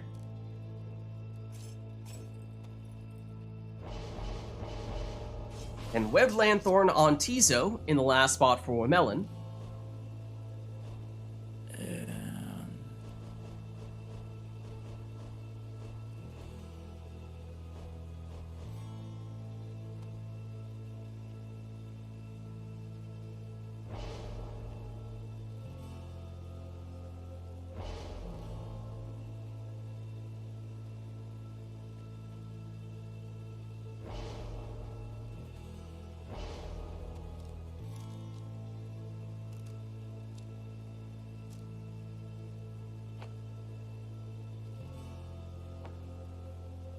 Oops, missed that. Oh, There you go. Alright, and the additional starting Pyre Life for Orlek, and here we go, our final rite of the night, our Liberation Rite. Wamelon on the left representing the Dissidents, and Proxy on the right representing the Beyonders. Best of luck to you both.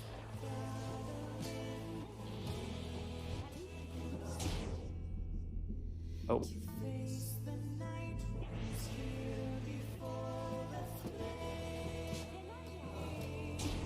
Oh, I'm stuck in the saloon.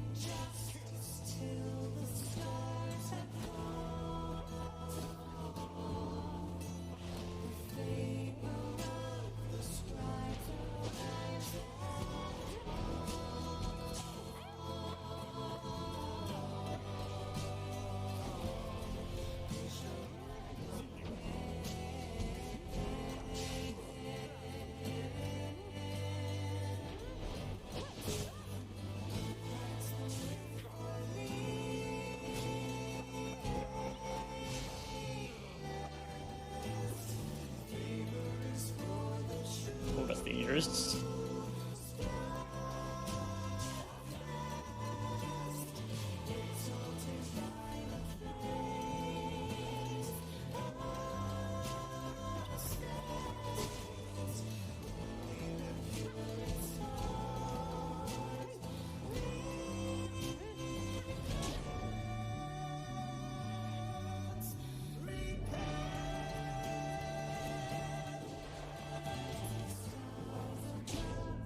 below the Pyre's burn.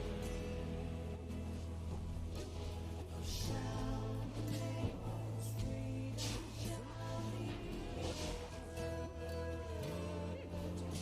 be fly this prison never to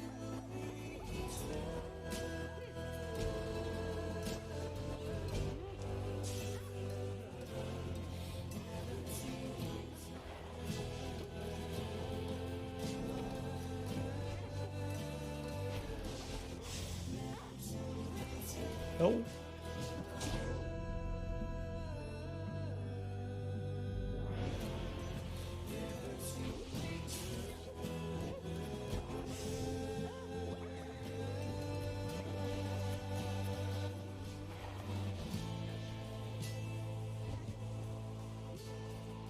Alma banished. No sign of the Beyonders, I'm afraid. Ow. Alma flung the orb into the flame. How very fortunate for the dissidents.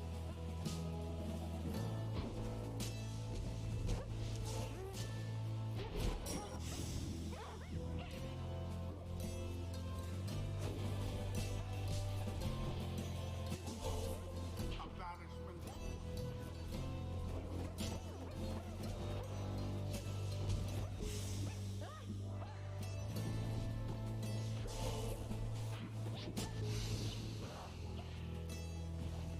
Now.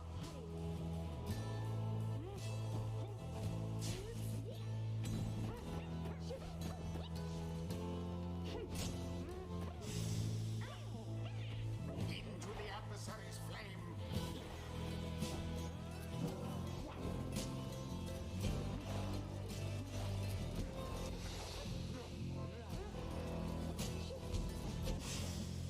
All of the Beyonders gone.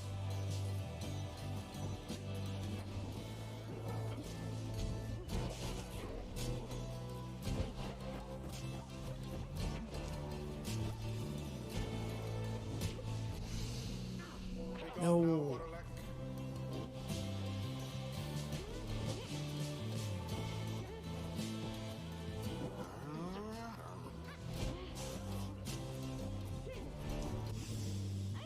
Quite the close call there, no?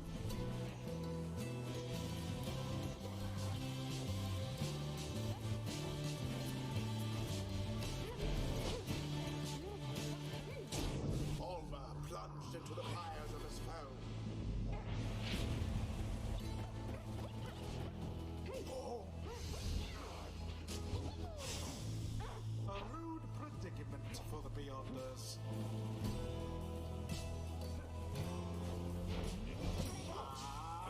Blast.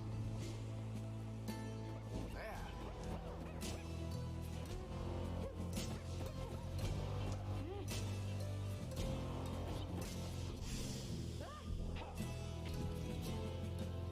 The orb is taken.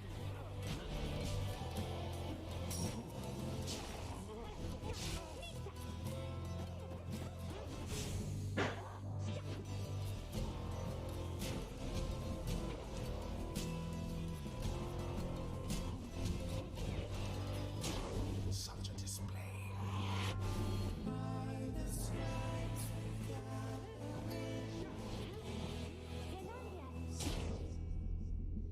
to face the night who's here before the day. Fall for all to prove. Okay. Okay, it doesn't jump.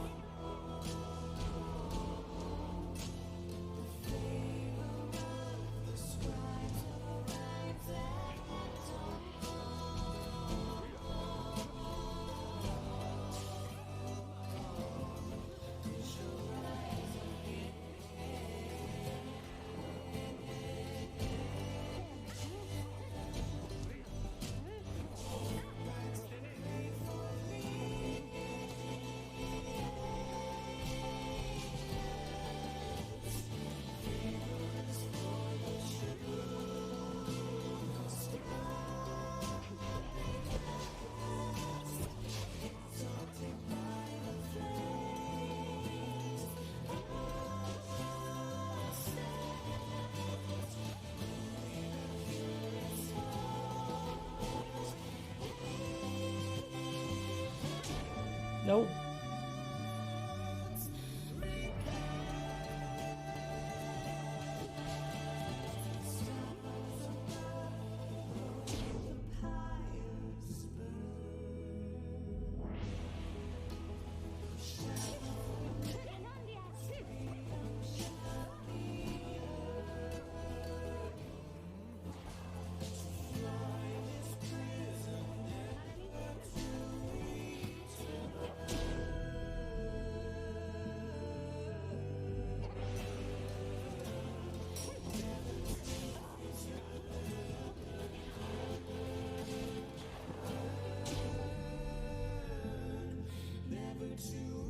Ooh, I'm dying.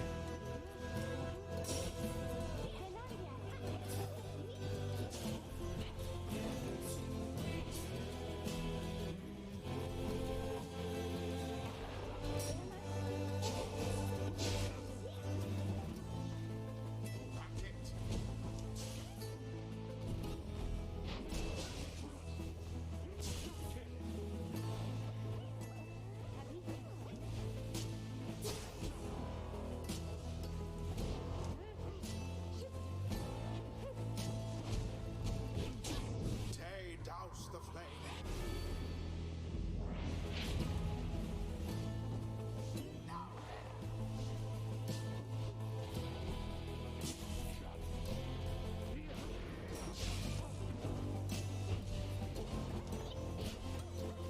A mere attempt.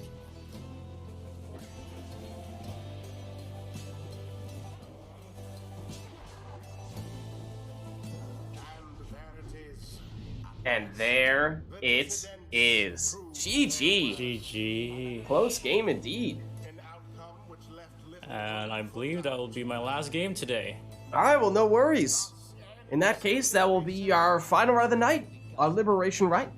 Thank you both for participating in the rites. Thank you everybody who participated in the rites today, and thank you everybody who gave us the requests in chat as well.